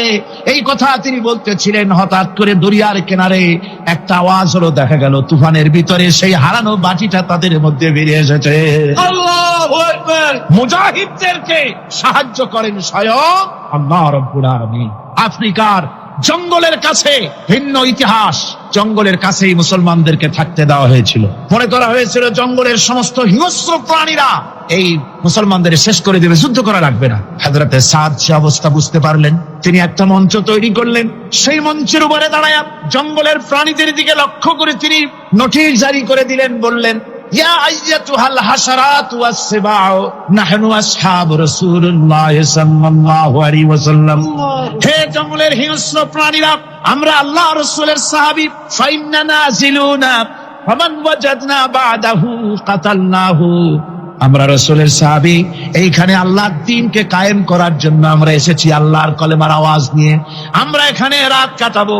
সুতরাং এই জঙ্গলের ভিতরে হিংস্র প্রাণী যত আছো, সব আমাদের এই জায়গা ছেড়ে অন্যত্র চলে যাও। আফ্রিকার জঙ্গলি মানুষেরা চিন্তা করলো, মানুষের কথা কি জঙ্গলি প্রাণীতে শোনে নাকি, পাগলে কয় কি? তারা তাকায় তাকায় দেখলো, হযরতে সাদের এই ঘোষণার পরে বাঘের কাতারে বাঘ, সিংহের কাতারে সিংহ, সাপের কাতারে সাপ, যার যার ডিম আর বাচ্চা গুলি মুখে কামড়ায়া সাহাবীদের এলাকা ছেড়ে দিয়ে তারা অন্যত্র চলে গেল। আমার মুসলমান ভাইরা, এই ছিল মুসলমানদের ইতিহাস। দিন প্রতিষ্ঠা করার কাজে মুসলমান এগোলে আল্লাহই মদত করেন। কে মদত করেন? এই অপরাধে বেলালকে তারা মেরেছে, তাকে ভাইরা ওরা হযরতে খাব্বাবকে বেঁধেছে, ওটির সাথে বেঁধে চতুর্দিক থেকে তীর নিক্ষেপ করছে, তরবারি মারতেছে, শরীরের গোশত সুবহানাল্লাহ পড়ে। হযরত আব্বাস রাদিয়াল্লাহু তাআলা আনহু বর্ণনা করছেন, সামি'তু রাসূলুল্লাহ সাল্লাল্লাহু আলাইহি ওয়াসাল্লাম ইয়াকুল, আইনান লা তামাসসুহান নারু আইনুন বাকাত মিন খাশিয়াতিল্লাহ ওয়া আইনুন বাতাত তাহরিসু ফি সাবিলিল্লাহ, রাওয়াহু তিরমিজি। হযরত ইবনে আব্বাস রাদিয়াল্লাহু তাআলা তিনি বলছেন, আমি রাসূলুল্লাহকে বলতে শুনেছি, আল্লাহর নবী বলেছেন, দুইটি চোখে জাহান্নামের আগুন দুইটা চোখকে স্পর্শ করবে না। একটা চোখ হচ্ছে গভীর রাত্রে যারা আল্লাহর ভয়তে, জাহান্নামের ভয়তে যারা কান্দে, জাহান্নামের আগুন ওই চক্ষুকে স্পর্শ করবে না। আর যারা দিন প্রতিষ্ঠার জন্য, আল্লাহর দিন কায়েমের জন্য ময়দানে যারা লড়াই করে, রাতের বেলায় পাহারা দেয়, ওই পাহারারত চোখের মধ্যে জাহান্নামের আগুন ওই চোখে স্পর্শ করবে না। আমার ভাইরা, হযরত উসমান রাদিয়াল্লাহু তাআলা আনহু বলছেন, মান রাবাতা লাইলাতান ফি সাবিলিল্লাহ কানাত কাআলফি লাইলাতিন সিয়ামুহা ওয়া কিয়ামুহা। হাজার রাত ধরে রোজা রাখলে, হাজার রাত ধরে ইবাদত করলে, আর হাজার দিন ধরে রোজা রাখলে যে সওয়াব হবে, একটা ঘন্টা, একটা রাত যদি কেউ পাহারা দেয় আল্লাহর দ্বীনকে প্রতিষ্ঠার জন্য, আল্লাহর দ্বীনের কোন ইসলামী রাষ্ট্রের প্রহরায় যদি কেউ যদি থাকে, একটা রাতে পাহারা দিয়ে যে সওয়াব হবে, হাজার হাজার বছর ধরে নামাজ রোজা করে ওই সওয়াব পাওয়া যাবে না। সুবহানাল্লাহ। অর্থাৎ হাজার বছর ধরে নামাজ রোজা করার মতোই সওয়াব পাহারা দেওয়া আল্লাহর দ্বীনের ইসলামের রাষ্ট্র। বন্ধুগণ, রাসূল পাক সাল্লাল্লাহু আলাইহি ওয়াসাল্লাম তিনি বলেছেন, কিয়ামতের দিন জাহান্নামের আগুন আর জিহাদের ময়দানের ধুলি, এই দুটি একসঙ্গে কোন মানুষের পেটের মধ্যে প্রবেশ করবে না। রাসূল পাক সাল্লাল্লাহু আলাইহি ওয়াসাল্লামের একটি হাদিস যা মিশকাত শরীফের মধ্যে বর্ণিত আছে। মিশকাত শরীফের সম্ভবত 336 পৃষ্ঠায় এই হাদিসটি বর্ণনা করা হয়েছে যে হযরত ইবনে আইস রাদিয়াল্লাহু তাআলা আনহু হচ্ছেন এই হাদিসের রাবী। তিনি বলছেন, একবার হুজুর সাল্লাল্লাহু আলাইহি ওয়াসাল্লাম এক ব্যক্তির জানাজায় গিয়ে উপস্থিত হলেন। হযরত ওমর রাদিয়াল্লাহু তাআলা আনহু তখন হুজুরকে বললেন, হে রাসূল, আপনি এই লোকটার জানাজা পড়বেন? এই লোক তো ইসলামের এই ক্ষতি করেছে, সেই ক্ষতি করেছে, অমুক করেছে, এই লোকটার আপনি জানাজা পড়বেন? হুজুর তখন উপস্থিত লোকদের জিজ্ঞেস করলেন, হাজিরিন, তোমরা কি কেউ এই লোকটাকে কোন ইসলামের ভালো কাজ করতে দেখেছো? একজন লোক দাঁড়িয়ে গেলেন, তিনি বললেন, হে আল্লাহর নবী, আমি সাক্ষী, আমি দেখেছি একটা মুজাহিদ বাহিনী জিহাদ করে ফিরতেছিল, তো এক জায়গায় তারা ডেরা গাড়লো, শিবির স্থাপন করলো, রাত কাটাবে বললো। আমি দেখেছি এই লোকটি সারা রাত সেই মুজাহিদদেরকে, সাহাবীদেরকে সারা রাত জেগে জেগে পাহারা দিয়েছে। আল্লাহর নবী জানাজার ইমামতি করলেন, আর এরপরে তাকে কবরের মধ্যে মাদফুন করে দিয়ে নবীজি তার কবরের পাশে দাঁড়িয়ে বললেন, ইন্না আসহাবাকা ইয়াযুন্নুনা আন্নাকা মিন আহলিন নার ওয়া আনা আশহাদু আন্নাকা মিন আহলিল জান্নাহ। নবীজি বলছেন, ও কবরবাসী, তোমার সাথীরা মনে করে তুমি জাহান্নামী, আর আমি নবী মুহাম্মদ সাল্লাল্লাহু আলাইহি ওয়াসাল্লাম সাক্ষী দিচ্ছি তুমি বেশক আল্লাহর বেহেশতি, তুমি অবশ্যই আল্লাহর জান্নাতে যাবে। এরপর হযরত ওমরের দিকে ফিরে রাসূলুল্লাহ বললেন, ওমর, মানুষের শুধু বাহ্য দৃশ্যটাই দেখো না, তার অন্তরের জাযবাটাকেও কদর করো। সুবহানাল্লাহ। এই জিহাদের ময়দানে যারা কাজ করে, জান দেয়, মাল দেয়, আল্লাহ পাক তাদের উপরে রহম করে। এই জিহাদ হচ্ছে এক অগ্নি পরীক্ষা। এই জিহাদটা কি? অগ্নি পরীক্ষা। এমনি এমনি বেহেশতে যাওয়া যাবে না ভাই। আল্লাহ রাব্বুল আলামিন কোরআনে কারীমের মধ্যে বলেছেন, আহাসিবান নাসু আইয়ুতরাকু আইয়াকুলু আমান্না ওয়া হুম লা ইফতানুন। লোকেরা কি ভেবেছে নাকি যে ঈমান এনেছি, এই কথাটা বললেই আমি বেহেশত দিয়ে দিব, মুমিন বলে সার্টিফাই করব? না, যখনই তারা বলবে আমি মুমিন, আমি তখন তাকে অবশ্যই পরীক্ষা করব। এই পরীক্ষায় তাকে পাশ করতে হবে। কোরআনে কারীমে আল্লাহ রাব্বুল আলামিন অনেক জায়গায় এই কথাগুলি বলেছেন, এমনি এমনি ছেড়ে দেওয়া হবে না। আমি অতীতের লোকদেরকেও পরীক্ষা করেছি, তোমাদেরকেও পরীক্ষা করব। পরীক্ষা না দিয়ে কেউ তোমরা বেহেশতে যেতে পারবে না। এই জমিনে তোমাদের আগুনের পরীক্ষা দিতে হবে। পয়গম্বরেরা কষ্ট করেছেন, সাহাবায়ে কিরাম কষ্ট করেছেন। আল্লাহ রাব্বুল আলামিন তিনি বলছেন, আম হাসিবতুম আন তাদখুলুল জান্নাতা ওয়া লাম্মা ইয়াতিকুম মাসালুল লাযীনা খালাউ মিন ক্বাবলিকুম মাসাতুহুমুল বাসাউ ওয়াদ-দাররাউ ওয়া যুলজিলু হাত্তা ইয়াকুলার রাসূলু ওয়াল্লাযীনা মা'হু মাতা নাসরুল্লাহ আলা ইন্না নাসরাল্লাহি করিব। আল্লাহ রাব্বুল আলামিন বলেন, তোমরা কি মনে করেছো যে তোমরা বেহেশতে প্রবেশ করবে, অথচ তোমাদের পূর্বে যারা এই পৃথিবীতে এসেছিল তাদেরকে আমি যেমন পরীক্ষা করেছি, ওরকম পরীক্ষা এখনো তোমাদের উপরে আসে নাই, ওরকম বিপদও আসে নাই, মুসিবতও আসে নাই। এমন বিপদ এসেছিল নবীদের উপরে, সাহাবায়ে কিরামদের উপরে, যে বিপদে মানুষ চচ্চরিত হয়ে গিয়ে নবী এবং তার সাথী সঙ্গীরা এ কথা তারা মুখ থেকে বেরিয়ে গেছে, মাতা নাসরুল্লাহ। আয় আল্লাহ, তোমার মদত কখন আসবে? তোমার মদত কখন আসবে? মার খেতে খেতে তো শেষ হয়ে গেলাম। এইভাবে যখন মার আসে চতুর্দিক থেকে, আর মুমিনেরা ময়দানে পা জমায় টিকে থাকে দিন প্রতিষ্ঠার জন্য, আল্লাহ তখন খুশি হয়ে এক সময় ঘোষণা করে দিবেন, আলা ইন্না নাসরাল্লাহি করিব। আর দেরি নাই, আমার মদত, আমার সাহায্য তোমাদের জন্য অবধারিত। সুবহানাল্লাহ। আমার ভাইরা, বিষয়টা সহজ নয়। শুধু দুইটা সেজদা দিয়া, শুধু তাহাজ্জুদের কিছু নামাজ পড়িয়া আল্লাহর জান্নাতে যাওয়া এত সহজ নয়। রাস্তা খুব কঠিন, রাস্তা খুব। ये शहादत है उल्फत में कदम रखना, ये शहादत है उल्फत में कदम रखना, लोग समझते हैं आसान है मुसलमान होना। এটা হলো শাহাদাতের উত্তপ্ত ময়দানে পা রাখা। লোকেরা মনে করে ইসলাম গ্রহণ করা। আল্লাহ পাক তার আরজি পূরণ করবেন, বলবেন যাও, ফেরেশতাদের বলবেন এর জান্নাতের দরজার কাছে দাঁড় করায় দাও। জান্নাতের দরজার কাছে দাঁড়িয়ে লোকটি আবার কান্না শুরু করবে। আল্লাহ পাক প্রশ্ন করবেন এবার কান্দো কেন? লোকটি বলবে রব্বুল আলামিন কান্দি এই কারণে, জান্নাতের এই দরজায় দাঁড়াইয়া জান্নাতের অফুরন্ত নেয়ামত কিছুই ভালো করে দেখা যায় না, শুধু অল্প জায়গা দেখি। যদি তুমি আমারে দয়া করে জান্নাতের মাঝখানে দাঁড় করায় দিতা, চতুর্দিকে তাকায়া তাকায়া দেখা কলিজারে ঠান্ডা বানাইতাম। তবে আমি ওয়াদা করি জান্নাতের কোন নাজ নেয়ামত, কোন ফল আমি খাবো না, ধরবো না, সইব না। একটুখানি মেহেরবানি করে মাঝখানে দাঁড় করাইয়া দাও, জান্নারে ঠান্ডা করি। আল্লাহ রব্বুল আলামিন ফেরেশতাদের বলবেন আমার এই বান্দারে জান্নাতের মাঝখানে দাঁড় করাইয়া দে। আল্লাহর নবী বলেন জান্নাতের মাঝখানে দাঁড়িয়ে লোকটি আগের চাইতে আরো জোরে চিৎকার মেরে কাঁদতে থাকবে। আল্লাহ পাক বলবেন বান্দারে কি হলো তোর? দরজার কাছে আসতে চাইছিলে, আইনা দিলাম। আবার এবার মাঝখানে আসতে চাইছো, তাও এনে দিয়েছি। আবার কান্দো কেন?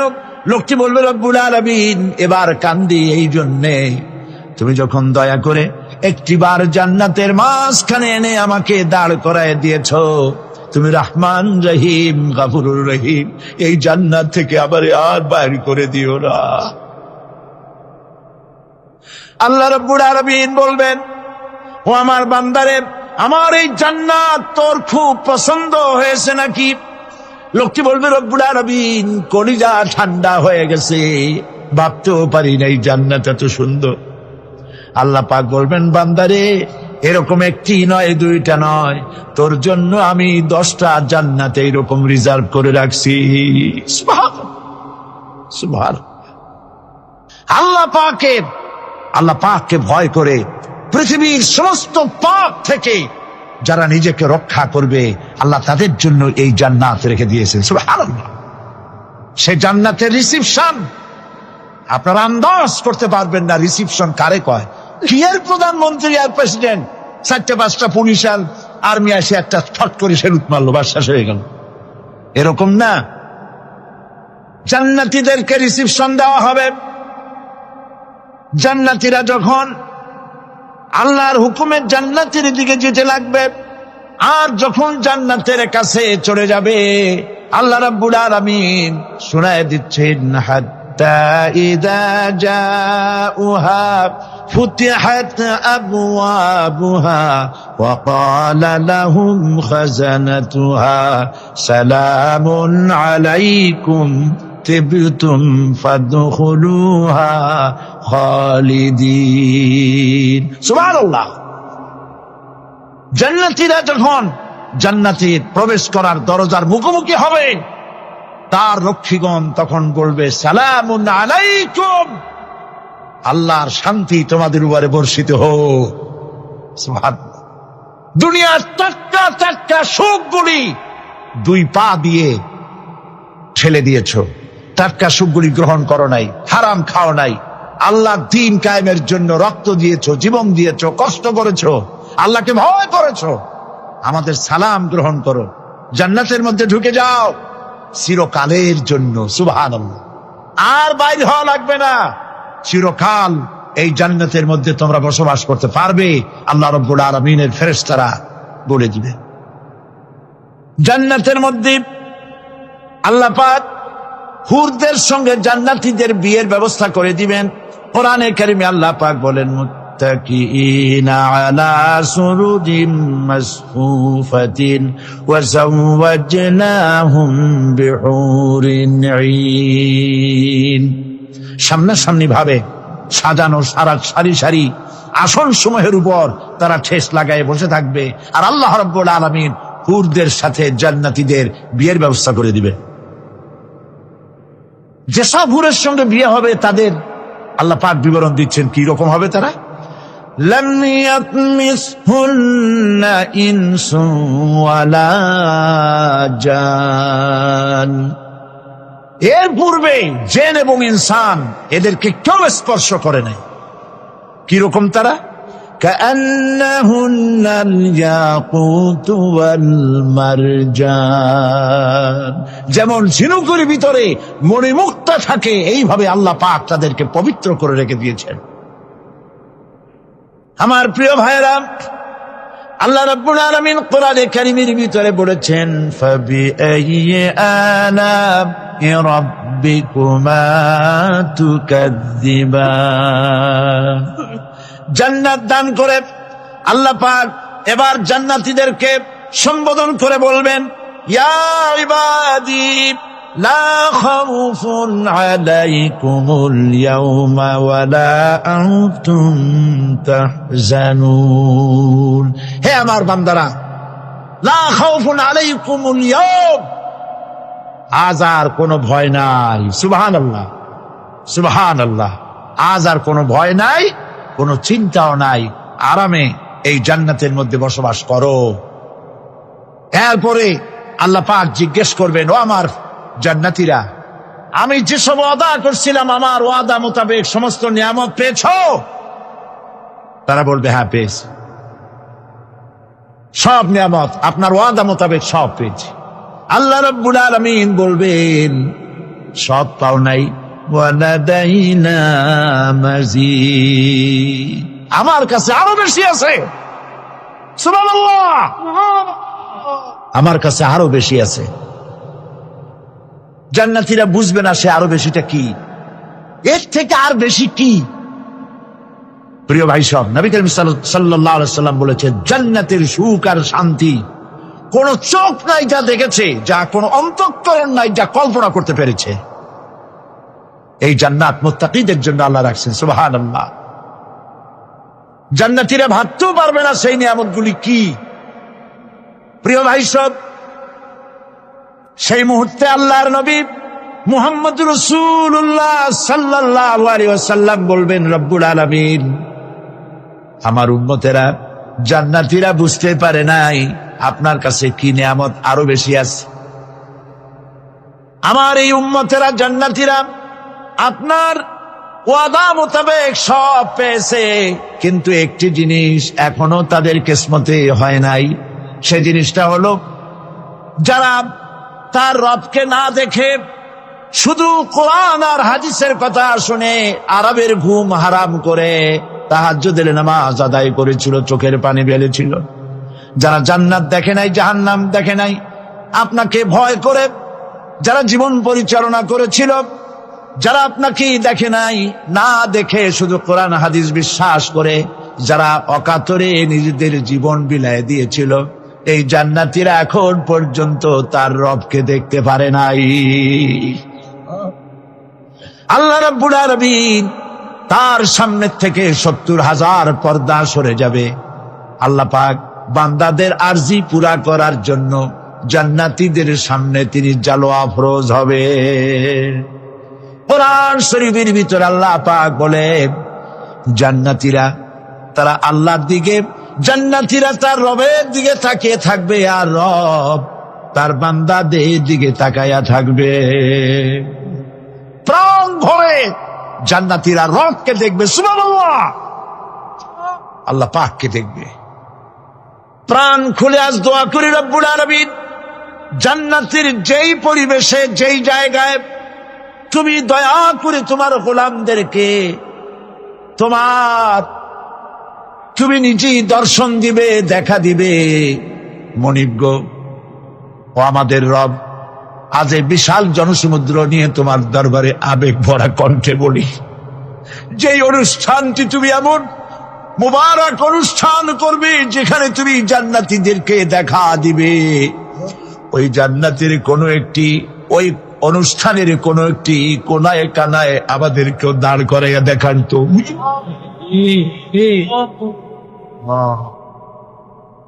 ভাই সব, আল্লাহ রাব্বুল আলামিন মানুষের সামনে এত সব নিয়ামত রেখেছেন, এই জান্নাত দান করবেন। এরপরে আল্লাহ রাব্বুল আলামিন কোরআনে কারীমের মধ্যে বলেছেন, রব্বিস সামাওয়াতি ওয়াল আরদি ওয়া মা বাইনাহুমার রাহমানি লা ইয়ামলিকুনা মিনহু খিতাবা। এসব পুরস্কার রয়েছে তোমাদের সেই রবের পক্ষ থেকে যিনি আকাশ আর জমিনের মালিক। সুবহানাল্লাহ বলবেন না? যার সামনে কথা বলার ক্ষমতা কারো হবে না। এটি একটি মারাত্মক কথা। কিয়ামতের দিন আল্লাহর দরবারে কেউ কথা বলতে পারবে না আল্লাহর নির্দেশ ছাড়া। একটি আকীদা পরিষ্কার করে নিয়ে যান আপনাদের। সে আকীদাটা এভাবে পরিষ্কার করুন, কোন পীর সাহেব, কোন খাজা বাবা, কোন মাওলানা, কোন মুহাদ্দিস, কোন বুজুর্গ আপনাকে সুপারিশ করতে পারবে না যদি না আল্লাহ পাক তাকে কথা বলার তৌফিক না দেন। মনে থাকবে এটা। আয়াতুল কুরসির ভিতরে আমরা পড়ি, মান যাল্লাযী ইয়াশফাউ ইনদাহু ইল্লা বিইজনিহি। আল্লাহ পাক বলেছেন কিয়ামতের দিন আল্লাহর দরবারে কার সাহস আছে কথা বলতে পারে?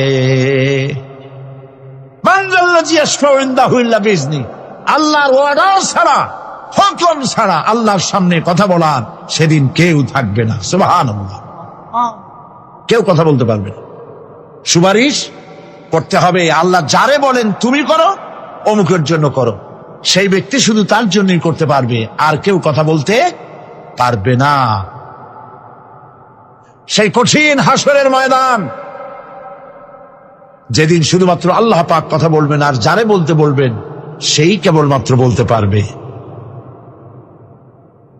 সুপারিশ এটি আল্লাহ পাক কিয়ামতে পারমিশন দিলে বলা যাবে। হযরত ইব্রাহিম আলাইহিস সালাম কিয়ামতের দিন তার নিজের পিতা সম্পর্কে সুপারিশ করবেন। রব্বুল আলামিন আমার আব্বার জন্য সুপারিশ করতেছি, মেহেরবানি করে জাহান্নাম থেকে তারে আপনি রক্ষা করুন। আল্লাহ রব্বুল আলামিন বলবেন, ইব্রাহিম তোমার সুপারিশ মঞ্জুর হবে না। প্রিয় ভাই সব, একটু মাথা খাটান, চিন্তা করেন। উলুল আযম পয়গম্বর, জাতির পিতা। কে জাতির পিতা? চিল্লায় বলুন, কলিজা সাফ করে ফেলুন। মুসলমানদের জাতির পিতা হাবিজ হাবিব কেউ হতে পারে না।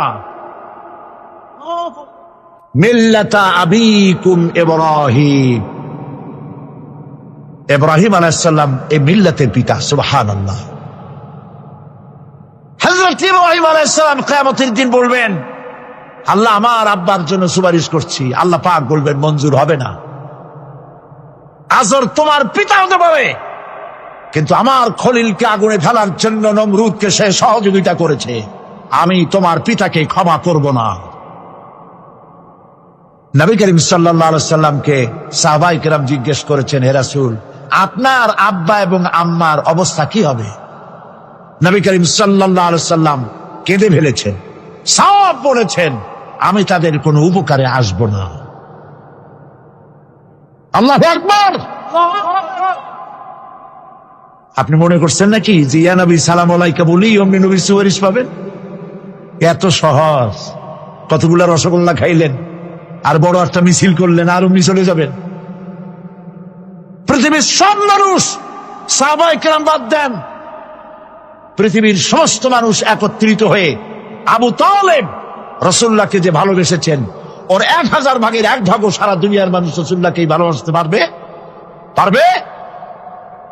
নিজের ছেলে আলীকে, আলী রাদিয়াল্লাহু তাআলা আনহুকে আলাদায় বিছানায় শোয়াইয়া, ছোট্ট মানুষ হযরত আলী আলাদা জায়গায় রাখিয়া মুহাম্মদুর রাসূলুল্লাহ সাল্লাল্লাহু আলাইহি ওয়াসাল্লাম এতিম মানুষ তারে কলিজার সাথে বুকের মধ্যে আশ্রয় দিয়ে আগলে রেখেছেন বুক করে। সেই আবু তালেব মৃত্যুর সময় নবী করিম সাল্লাল্লাহু আলাইহি ওয়াসাল্লাম বলেছিলেন, চাচা একটি বার আমার কানে তাওহীদের কালেমা শুনায় দেন। আবু তালেব তার কিসমতে ছিল না কালেমা। মরে যাওয়ার পর একজন সাহাবী বলেছিলেন, ইয়া রাসূলুল্লাহ, মৃত্যুর সময় আবু তালেবের মুখ আমি নড়তে দেখেছি, তিনি কালেমা পড়েছেন সম্ভবত। রাসূলুল্লাহ সাহেব বলেছেন, আমি শুনি নাই। এত ভালোবাসার পরও হাদিস শরীফে এসেছে আবু তালেব জাহান্নামে যাবে। কোথায় যাবে? জাহান্নামে। সবচাইতে কম আযাব হবে কার? আবু তালেবের। কম আযাবটা কি? হাদিস শরীফে এসেছে কম আযাব হলো জাহান্নামের আগুন দিয়ে এক জোড়া জুতা তৈরি করে আবু তালেবের পায়ে পরিয়ে দেওয়া হবে। সেই জাহান্নামের আগুনের তৈরি করা জুতার তাপে আবু তালেবের মাথার ঘিলুগুলো টকবক করে বউ পড়তে লাগবে। এত ভালোবেসে যদি কিয়ামতে উপায় না হয়, আপনি ইয়া নবী সালাম আলাইকা, ইয়া রাসূল সালাম আলাইকা, আর কতগুলো জিলাপি খাইলেন, বড় একটা মিছিল করলেন। প্রিয় ভাই সব, এইসব বেদাত ছাড়ুন, এগুলি সুস্পষ্ট বিদআত। রাসূলুল্লাহকে ভালোবাসবেন, সাহাবীরা যেভাবে ভালোবেসেছেন ওইভাবে ভালোবাসবেন। আল্লাহ রাব্বুল আলামিন বলেন, যালিকাল ইয়াউমুল হক ফামান শাআ আত্তাখাযা ইলা রাব্বিহি মাআবা। এই দিনটি অবশ্যই আসবে, সেদিনটি নিশ্চিতভাবে আসবে। আর এখন যার ইচ্ছা সে তার রবের দিকে অগ্রসর হোক। ইন্না আনজারনাকুম আযাবান করিবান ইয়াওমা ইয়ানজুরুল মার'উ মা কদ্দামাত ইয়াদাহু ওয়া ইয়াকুলুল কাফিরু ইয়া লাইতানি কুনতু তুরাবা। ইন্না আনজারনাকুম আযাবান করিবা, খুব নিকটবর্তী একটি আযাব সম্পর্কে আমি তোমাদেরকে সতর্ক করে দিলাম। কে বলতেছেন? আল্লাহ পাক। লক্ষ্য করুন আল্লাহ কি বলছেন। খুব নিকটবর্তী একটি কঠিন শাস্তি, আযাব, অর্থাৎ কিয়ামত, এ সম্পর্কে আমি তোমাদেরকে সতর্ক করে দিলাম। ইয়াউমা ইয়ানজুরুল মার'উ মা কদ্দামাত ইয়াদা, সেদিন প্রত্যেকটি লোক যা সে পাঠিয়ে দিয়েছিল এখানে, অর্থাৎ যা করেছিল সেগুলি সে দেখতে পাবে। আর তখন ওয়ায়াকুলুল কাফিরু ইয়া লাইতানি কুনতু তুরাবা। সেই কিয়ামতের ময়দানে অবস্থা দেখে কাফেররা বলবে, আহারে, মানুষ না হইয়া যদি মাটি হইয়া যেতাম, যদি মাটি হতাম, যদি মানুষ না হয়ে না জন্মতাম, আজ এই হাসরের ময়দানে এইখানে এই বিচারের মুখোমুখি হতাম না, মাটি হইলে বরং অনেক ভালো হতো। এই পৃথিবীতে আমরা এসেছি, চলে যাব। যাওয়ার আগে এই কোরআন একটি বিশাল জনগোষ্ঠী এমন বানাতে চেয়েছে যে জনগোষ্ঠী এই কোরআন দিয়ে একটি বিশাল সমাজ গড়বে, রাষ্ট্র গড়বে, এমন রাষ্ট্র গড়বে যেই রাষ্ট্রে দুঃখ থাকবে না, অশান্তি থাকবে না, যেখানে সুখ থাকবে, সমৃদ্ধি থাকবে, আর কিয়ামতের দিন আল্লাহর জান্নাতে তারা চলে যাবে। তেমন একটি সমাজ কি আমরা চাই? সবাই বলেন, সেরকম একটি সমাজ কি আমরা চাই? প্রিয় ভাই সব, কিয়ামতের দিন আমরা যেতে চাই জান্নাতে। কোথায় যেতে চাই বলেন? জোরে বলেন। এই জান্নাতে যাওয়ার জন্য দুইটা কাজ করতে হবে। কয়টা কাজ? আল্লাহ রাব্বুল আলামিন বলেন, ফামান কানা ইয়ারজু লিকাআ রাব্বিহি ফালইআমাল আমালান সালিহান ওয়া লা ইউশরিক বিইবাদাতি রাব্বিহি আহাদা। আল্লাহ পাক বলেন, যে বাজারা আমার সঙ্গে দেখা করতে চায় কিয়ামতে, দুইটা কাজ করা লাগবে। বলেন কয়টা কাজ? একটা হলো নেক আমল। কি আমল বলেন? নেক আমল। নেক আমল কারে বলে? নেক আমল করতে হলে আবার দুইটা শর্ত লাগে। এক নম্বরে কাজটা করতে হবে আল্লাহরে খুশি করার জন্য। কারে খুশি করার জন্য? একটা মাদ্রাসা বানাইছি যাতে লোকেরা বলে যে বড় একটা মাদ্রাসা বানাইছে, এই জন্য মাদ্রাসা বানাবেন, মসজিদ বানাবেন, হসপিটাল বানাবেন, যা কিছু করেন নিয়ত হবে আল্লাহকে খুশি করা। নিয়ত হবে কারে খুশি করা? আল্লাহ পাককে খুশি করা। এই হলো নেক আমলের প্রথম শর্ত। কাজ হবে আল্লাহকে খুশি করার জন্য। 2 নম্বরে কাজটি হতে হবে সুন্নতে নববী সাল্লাল্লাহু আলাইহি ওয়াসাল্লামের উপরে। মনে থাকবে, দাড়ি রাখবো। কেন রাখবো? রাসূলের সুন্নাত। রাখবো কারে খুশি করার জন্য? আল্লাহকে খুশি করার জন্য। রাখবো কার মতো? রবীন্দ্রনাথের মতো, কার্ল মার্কসের মতো, কবির মতো নয়। রাখতে হবে কার মতো? নবীর মতো। বুঝে নেন, কাজটা হতে হবে আল্লাহকে খুশি করার জন্য। 2 নম্বরে কাজটা হতে হবে সুন্নতে নববী সাল্লাল্লাহু আলাইহি ওয়াসাল্লামের উপরে হতে হবে। তাহলে এই হলো 1 নম্বর। জান্নাতে যাওয়ার জন্য, আল্লাহর সাথে দেখা করার জন্য 1 নম্বরের কাজ হলো নেক আমল। বলেন 1 নম্বরের কাজ কি? 2 নম্বরের কাজ ওয়ালা ইউশরিক বিইবাদাতি রাব্বিহি আহাদা। আল্লাহ রাব্বুল আলামিনের ইবাদতের সাথে কাউকে শরীক স্থাপন করা যাবে না। আমরা যারা মুসলমান, অধিকাংশ মুসলমান শিরকের ভিতরে মুবতলা হয়ে আছে। বিশ্বাস করেন কিনা বলেন? কাফেররা তো মুশরিক আছেই, ওরা তো মুশরিক আছেই, কিন্তু আমরা মুসলমানেরা আমাদের আমলের মধ্যে, আমাদের অজান্তে সবের নিয়তে অনেক শিরক আমরা করে বসি। নাউজুবিল্লাহ। বলেন নাউজুবিল্লাহ। এই জন্য আমি বারবার সতর্ক করি, নিজেকেও করি, আপনাদেরকেও করি। এই কারণে করি, শিরকের গুনাহ আল্লাহ মাফ করবেন না। ইন্না শিরকা লাযুলমুন আযীম। শিরক মস্ত বড় অপরাধ, জুলম, আল্লাহ মাফ করবেন না। আল্লাহর কাছে কান্দে কান্দে মাপ চাওয়া লাগবে যে আল্লাহ, শিরক থেকে আমাকে রক্ষা করো, বাঁচাও। অনেক গোপন শিরক আছে। মাজারে যান, পীর সাহেবের কাছে যান, মনে যদি নিয়ত থাকে উনি ফু দিলে আমি ভালো হবই, উনি তাবিজ দিলে আমার বাচ্চা হবেই, উনি আমারে দয়া করলেই আমার ব্যবসায় উন্নতি হবেই, এইটার নাম শিরক। এটার নাম কি? ওয়াইজা সাআলতা ফাসআলিল্লাহ ওয়াইজা ইসতাআনতা ফাসতাইন বিল্লাহ। যা বলার আল্লাহরে বলো, আর যা চাওয়ার কার কাছে চাও? চিল্লায় বলেন। কলিজাটাকে পরিষ্কার করে দেন আজকের মাহফিলে। এই কলিজায় কারো প্রতি কোনো ভয় রাখবো না আল্লাহ ছাড়া। ভয় করবো কারে বলেন? মহব্বত আল্লাহ ছাড়া, এত বেশি মহব্বত আর কাউকে করবো না। আল্লাহ তাআলা আমাদের কলিজায় তোমার ভয় এবং মহব্বত দিয়ে ভরে দাও। রাসূলের মহব্বত দিয়ে আমাদের দিলকে ভরে দাও। বিশ্বাস করুন ভাই সাহেব, কোরআন শরীফ আমার সামনে, বিশ্বাস করুন। দেশি পীর, বিদেশি পীর, খাজা বাবা দেশি এবং বিদেশি, কেউ আপনার ভাগ্য বদলাই দিতে পারবে না। এই পিছনে দৌড়ায় দৌড়ায় কোনো লাভ নাই।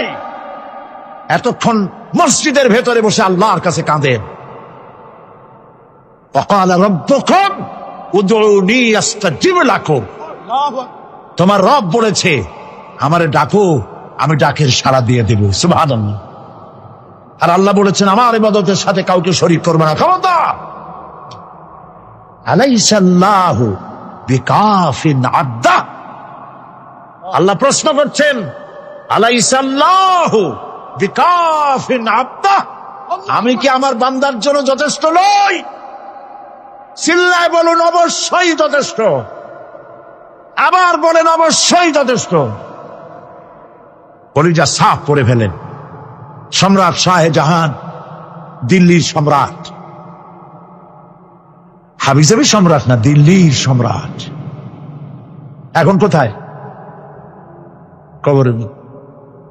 কবি বলতেছেন, শাহনে জাহাं को जिन्हें फक्र से देते थे बाज, शाहने जहां को जिन्हें फक्र से देते थे बाज, वाज कब्र में है सूरह अलहम्दु की मोहताज। সারা ভারতবর্ষ যারা ট্যাক্স দিয়ে নিজেকে সৌভাগ্যবান বলে মনে করত, সে আজ কবরের মধ্যে ভিক্ষুকের মতো সূরা আলহামদুর মতো একটি সূরার মুহতাজ হয়ে ভিক্ষুকের মতো শুয়ে আছে। সম্রাট শাহজাহান মসজিদে বসে আছে, এক ফকির ঘুরতেছে। লোকেরা কয় ছোটবেলা থেকেই তোমার খয়রাত করতে দেখলাম, ভিক্ষা কি জীবনেও যাবে না তোমার? লোকটি বলছে, আমি ভিক্ষা করবো ছাড়া আমার উপায়টা কি? এই লোকটি আমি ভিক্ষা করা ছাড়া করবো কি? লোকেরা তো আমার 60 টাকা 50 টাকা 100 টাকা দেয় না, 4 আনা 5 আনা 1 টাকা এই আমার দেয়, এই দিয়ে আমি বড় লোক হবে কেমন? লোকটি বলছে, আচ্ছা দেখো, তুমি তো জায়গা মতো যাইতে পারো নাই, বাদশার কাছে যাও, এমন দেওয়া দেবে জীবনে আর খয়রাত করা লাগবে না।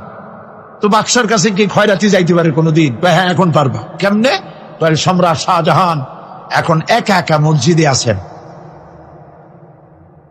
তখনকার এসব বাদশারা অনেকে নামাজি ছিলেন, দিনদার ছিলেন।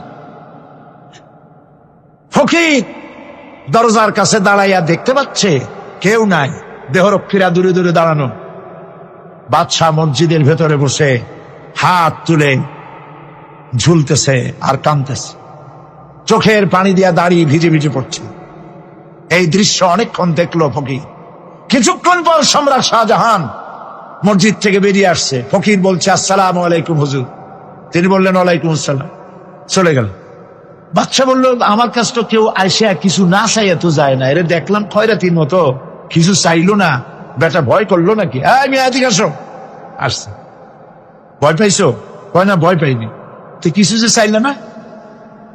ফকির বলছে, জাহাপানা সত্যিই কিছু চাইতে আসছিলাম, তারপর চাইলে না কেন? ফকির বলছে, জাহাপানা সারা জীবন ভিক্ষা করেছি, আর আজ দিল্লির সম্রাটের কাছে বেশি পাওয়ার লোভে এসেছি না, কিন্তু আপনার দশা দেখা আমার জ্ঞানের চোখ খুলে গেছে। আমি লক্ষ্য করে দেখলাম, আমি সম্রাটের কাছে চাইতে এসেছি, হাত তুলি নাই, বিনয় প্রকাশ করি নাই, চোখের পানি ফেলি নাই, কিন্তু লক্ষ্য করে দেখলাম দিল্লির সম্রাট আমার চাইতেও বড় ভিক্ষুকের মতো।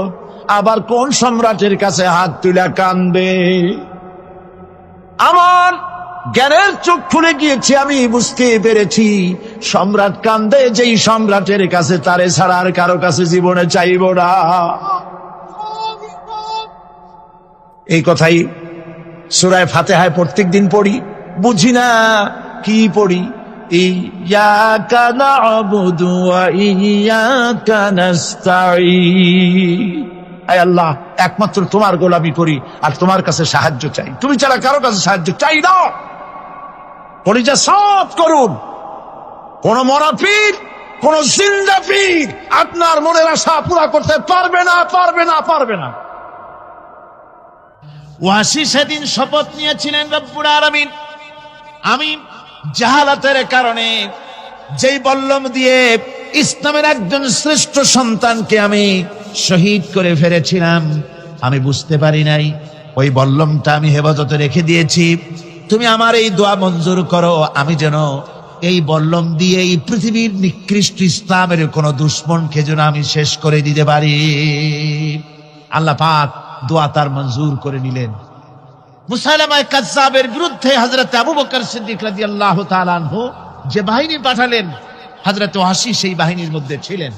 আর তিনি সেই বল্লমটা দিয়া, যে বল্লম দিয়ে তিনি হযরত হামজাকে শহীদ করেছিলেন, সেই বল্লমটা দিয়েই ইসলামের নিকৃষ্ট শত্রু মুসাইলামা কাযযাবকে দুনিয়া থেকে তিনি বিদায় করে দিলেন। দাউদ আলাইহিস সালামকে আল্লাহ রাব্বুল আলামিন এমন মুজিজা দিলেন, তিনি যখন লোহা মুঠো করে ধরতেন হাতের ভিতরে, লোহা পানি হয়ে হাতের ফাঁকের মধ্য দিয়া তা পড়ে যেত পানি হয়ে। এভাবে মুজিজা তাকে দেওয়া হলো। সুলাইমান আলাইহিস সালামের মুজিজা ছিল, তক্তার উপরে বসতেন, ইঞ্জিন লাগতো না, মেশিন লাগতো না, বিনা ইঞ্জিনে বিনা মেশিনে তক্তা হাওয়ার উপরে উড়ে সারা পৃথিবী ঘুরে আসতেন। ঈসা আলাইহিস সালামের মুজিজা ছিল, জন্মদের চোখের উপরে হাত বুলিয়ে দিতেন, সঙ্গে সঙ্গে চোখ তার ভালো হয়ে যেত। আবার কুষ্ঠ ব্যাধিগ্রস্ত লোকের গায়ে হাত বুলিয়ে দিলে তার শরীর ভালো হয়ে যেত। এটা ছিল তার মুজিজা। রাসূল পাক সাল্লাল্লাহু আলাইহি ওয়াসাল্লামের সময় মুজিজা, তার সময় প্রভাব ছিল সাহিত্যের, সাহিত্য আর কবিত্বের। এত বেশি প্রভাব বিস্তার হলো, তারা কবিতা লিখে লিখে রচনা করে করে কাবা শরীফে লাগাই দিতে পারলে এই কবিতার সাথে মোকাবেলা করো এই চ্যালেঞ্জের। আল্লাহ রাব্বুল আলামিন সেই সময় কোরআনে কারীমকে অবতীর্ণ করে দিলেন। কোরআনে কারীম দুনিয়ার সমস্ত সাহিত্য আর কবিত্বের সমস্ত মানকে ছাড়িয়ে চলে গেছে এমন এক পর্যায়ে, কিয়ামত পর্যন্ত কোরআনের সাহিত্যের ভাবধারা এর মানকে উতরে যেতে পারবে এমন সাহিত্যের জন্ম আজও হয় নাই, ভবিষ্যতেও হবে না। এটা হলো রাসূল পাক সাল্লাল্লাহু আলাইহি ওয়াসাল্লামের মুজিজা। সাহাবায়ে কেরামদের সঙ্গে রোমকদের লড়াই হতেছে, রোমক সৈন্যরা যুদ্ধে জিততে পারতেছে না কিছুতেই। এরপরে তারা গোয়েন্দা বিভাগের লোক পাঠায় দিল, এদের সঙ্গে জিততে পারি না কেন, একটু খুঁজে দেখে আসো রাত্রে এরা করেটা কি। গোয়েন্দা বিভাগের লোক সারা রাত ঘুরে ঘুরে তারপরে এসে রিপোর্ট করলো।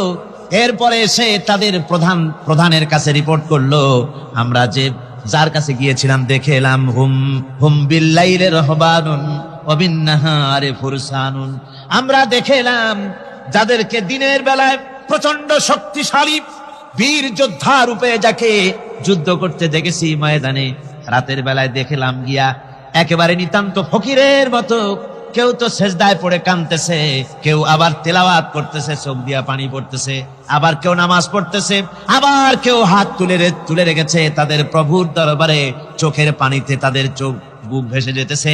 সারাটা রাত তেলাওয়াত আর সেজদা আর নামাজের মধ্যে তারা এভাবে কাটিয়ে দিয়েছে। সেনাপতি এই রিপোর্ট শোনার পরে বললেন, ও গোয়েন্দা বিভাগের লোকেরা, আমার রোমক সৈন্যরা শোনো, যে জাতির নৈতিক মান এত উচ্চে, ওই জাতির সঙ্গে যুদ্ধ করা মানে আমাদের আত্মহত্যা করার শামিল। এদের সাথে কিছুতেই আমাদের পক্ষে পারা সম্ভব না। হ্যাঁ, এদের সাথে পারা যাবে যদি এই সম্পর্ক নষ্ট করে দেওয়া যায়। আল্লাহর সাথে তাদের এই গভীর সম্পর্ক যেটা আছে, এই সম্পর্ক নষ্ট করে দিতে হবে, তাহলেই কেবলমাত্র সম্ভব হবে।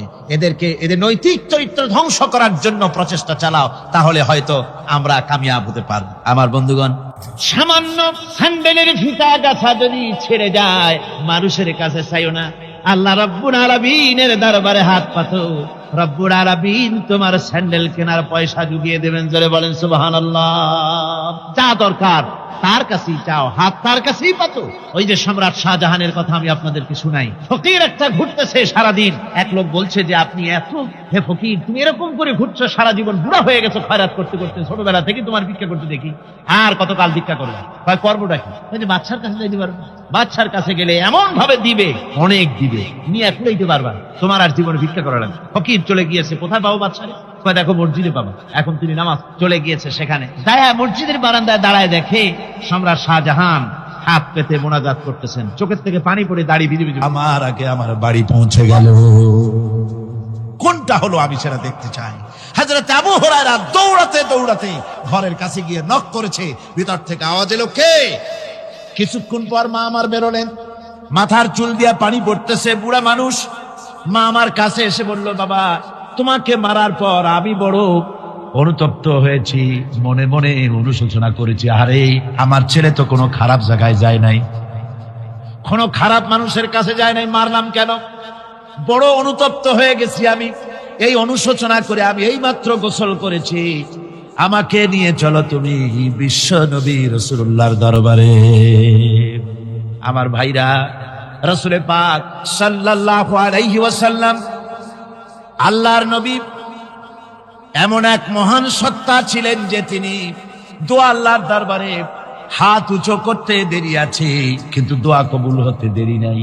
কুতুবে সুবহানী শেখ মুহিউদ্দিন আব্দুল কাদের জিলানী রাহমাতুল্লাহ আলাইহি তিনি বলেছেন, মুনাজাত করতে গিয়ে আবেগে বলেছেন, রব্বুল আলামিন, তুমি যদি দয়া করে আমাকে জান্নাত দাও, আর তোমাকে যদি আমি না পাই, তুমি যদি আমার সঙ্গে দেখা না করো, আমারে যদি কথা না বলো, তাহলে এই জান্নাত আমার কোনো লাভ নাই।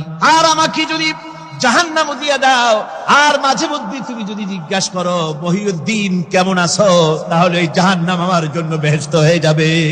আয় আল্লাহ, আমি শুধু তোমারই চাই। আল্লাহর নবী বললেন, মহিলা, তুমি অপরাধ করেছো, কিন্তু তোমার গর্ভস্থিত সন্তান তো কোনো অপরাধ করে নাই, সুতরাং তোমার উপরে শরীয়তের হদ জারি করা যাবে না, ডেলিভারি হোক তারপরে বিচার হলো। মহিলা চলে গেল আফসোস করতে করতে যে আমার বিচার হলো না, যদি এর মধ্যে আমি মরে যাই তাহলে জেনা করেছি, দুনিয়ার শাস্তি তো সহজ, পাথর মেরে উড়িয়ে দেবে, সঙ্গে সার করবে, এটা তো সহজ, কিন্তু কিয়ামতের ওই কঠিন জাহান্নামের আগুনে জ্বলতে পারবো না।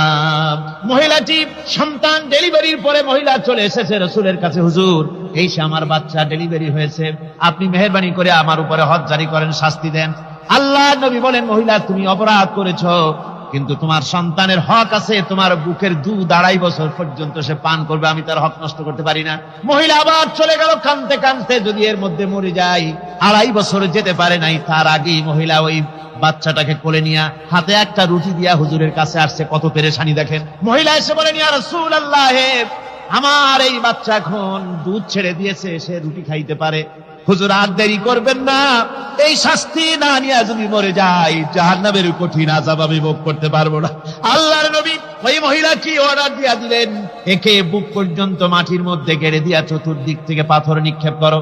মহিলাকে নিয়ে পাতাকে বুক পর্যন্ত মাটির ভিতরে গেড়ে দিয়া চতুর্দিক থেকে যখন পাথর নিক্ষেপ করা হচ্ছিল, রক্ত ছিটে এসে একজন সাহাবীর গায়ে পড়ায়, সাহাবী মহিলাকে ভৎসনা করলেন। আল্লাহর নবী বললেন, শুনতে পেরে নবীজি বললেন, ও সাহাবী ভৎসনা করো না, বরং এই মহিলার তওবা আল্লাহ রাব্বুল আলামিন এমন ভাবে কবুল করেছেন, যদি সে তওবা দুনিয়ার সব মানুষকে ভাগ করে দেওয়া যায় তাহলে সমানভাবে ভাগ করে দেওয়া যাবে। 60,000 সৈন্য তাদের অশ্ব নিয়ে, তাদের উষ্ট্র নিয়ে, তাদের মালপত্র নিয়ে, জাহাজের সামান নিয়ে শ্রাবণীর খরস্রোতা নদী, উত্তাল তরঙ্গমালায় ভরা নদীর উপর থেকে এই সাহাবীরা পাড়ি দিয়ে ওপার চলে গেলেন। ওপার যাওয়ার পরে হযরতে সাদ বলছেন, তোমাদের কেউ কি হারায় গেছে নাকি? সবাই এদিক ওদিক তাকায়, খোঁজ করে বলল, মানুষ তো দূরের কথা, একটা উটও আর ঘোড়াও একটাও হারায় যায় নাই। একজন বলল, আমার একটা পেয়ালা, যে পেয়ালা আমি পানি পান করতাম, সেই পেয়ালাটা তুফানে ছিটকে কোথায় চলে গেছে, ওইটা হারায় গেছে। হযরতে সাদ বলেন, মুজাহিদের কোন জিনিস দরিয়া নিতে পারে না, অবশ্যই তা ফেরত আসবে।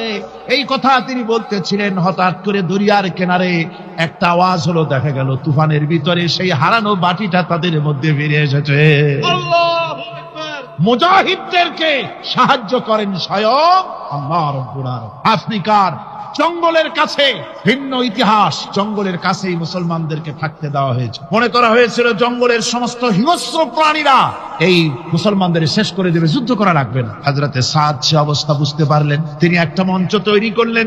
সেই মঞ্চের উপরে দাঁড়ায় জঙ্গলের প্রাণীদের দিকে লক্ষ্য করে তিনি নোটিশ জারি করে দিলেন, বললেন, ইয়া আইয়াতুহাল হাশারাত ওয়াস সিবাউ নাহনু আসহাবু রাসূলুল্লাহ সাল্লাল্লাহু আলাইহি ওয়াসাল্লাম। হে জঙ্গলের হিংস্র প্রাণীরা, আমরা আল্লাহ রাসূলের সাহাবী, ফাইন্না নাজিলুনা ফামান ওয়াজাদনা বাদাহু কাতালনাহু। আমরা রাসূলের সাহাবী, এইখানে আল্লাহর দ্বীনকে কায়েম করার জন্য আমরা এসেছি, আল্লাহর কলেমার আওয়াজ নিয়ে আমরা এখানে রাত কাটাবো। সুতরাং এই জঙ্গলের ভিতরে হিংস্র প্রাণী যত আছো সব আমাদের এই জায়গা ছেড়ে অন্যত্র চলে যাও। আফ্রিকার জঙ্গলি মানুষেরা চিন্তা করলো, মানুষের কথা কি জঙ্গলি প্রাণীতে শোনে নাকি, পাগলে কয় কি? তারা তাকায় তাকায় দেখলো, হযরতে সাদের এই ঘোষণার পরে বাঘের কাতারে বাঘ, সিংহের কাতারে সিংহ, সাপের কাতারে সাপ, যার যার ডিম আর বাচ্চাগুলি মুখে কামড়াইয়া সাহাবীদের এলাকা ছেড়ে দিয়ে তারা অন্যত্র চলে গেল। আমার মুসলমান ভাইরা, এই ছিল মুসলমানদের ইতিহাস। দ্বীন প্রতিষ্ঠা করার কাজে মুসলমান এগোলে আল্লাহই মদত করেন। কে মদত করেন? হযরতে মূসা আলাইহিস সালাম ফেরাউনের কাছে গেলেন আর দাওয়াত দিলেন, ফেরাউন পড়ে নাও লা ইলাহা ইল্লাল্লাহ। একটি কথা আপনাদের মনে রাখতে হবে, দুনিয়ার কোন ফেরাউন, কোন নমরুদ, কোন সাদ্দাত, কোন হামান কেউ বলে নাই যে আমি আল্লাহ, আমি রাজ্জাক, আমি খালেক, আমি পৃথিবীর সৃষ্টি করেছি। কথা কেউ বলেছে?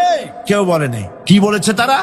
ফেরাউন বলেছে, মা আলিমতু লাকুম মিন ইলাহিন গায়রি, আমি তো জানি না আমি ছাড়া আরো কোনো ইলাহ আছে, এ কথা আমার জানা নাই, সুতরাং আমি হচ্ছি ইলাহ, আর তুমি বলছো লা ইলাহা। তার মানে হচ্ছে ওই সময় পয়গম্বরেরা, আল্লাহর নবীর সাহাবীরা, তারা জানতেন যে আমরা কিসের দাওয়াত দেই, আর যারা শুনতো তারাও বুঝতো কিসের দাওয়াত শুনতেছি। আজ আমার দেশে একই কালেমার দাওয়াত দেওয়া হয়, কিন্তু মানুষেরা বুঝতে পারে না কি শুনতেছি। ভাষা জানার ব্যাপারে বোঝার ব্যাপারে হলো আসল বিষয়। এটা বুঝাতে গিয়ে আমি মাঝে মধ্যে একটা দৃষ্টান্ত দেই এভাবে। একজনের একটা রেশনের দোকান ছিল, সেই দোকানে তার একটা ময়না পাখি ছিল। আর ময়না পাখিকে কথা শেখানো যায় সেটা তো আপনারা জানেন। জি, ময়নাকে শিখায়েছে যে লাইন করুন, এক এক করে আসুন। ময়না এই কথা শিখেছে। সকালবেলায় যখন রেশনের দোকানে ভিড় পড়ে গেছে, তখন ওই পাখি খাঁচার মধ্যে বসে বলছে লাইন করুন, এক এক করে আসুন। একদিন খাঁচার দরজা খোলা পেয়ে পাখি উড়ে গিয়ে গাছের ডালে বসেছে। আশেপাশে যত পাখি ছিল তারা চিন্তা করলো এই রকমের পাখি তো কখনো দেখি নাই। ময়না তো দেখতে কাকের মতো না, শালিকের মতো না, দেখতে একটা ভিন্ন রকম।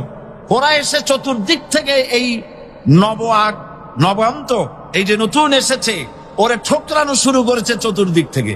ঠোকরানি খেয়ে ময়না বলতেছে লাইন করুন, এক এক করে আসুন। এখন ময়না তো বোঝে না যে কি বলতেছি, আর যে পাখিরা ঠোকরাচ্ছে তারাও তো বোঝে না যে কি শুনতেছি। ময়না যদি বুঝতো যে আমি কি বলি, সবাই মিলে ঠোকরায়, তাই জান বাঁচে না। লাইন করে ঠোকরাইনি তো কলজে যাবে, সব ঠোঁটে ঠোঁটে চলে বুঝে নাই। আমাদের অবস্থা তাই হয়েছে।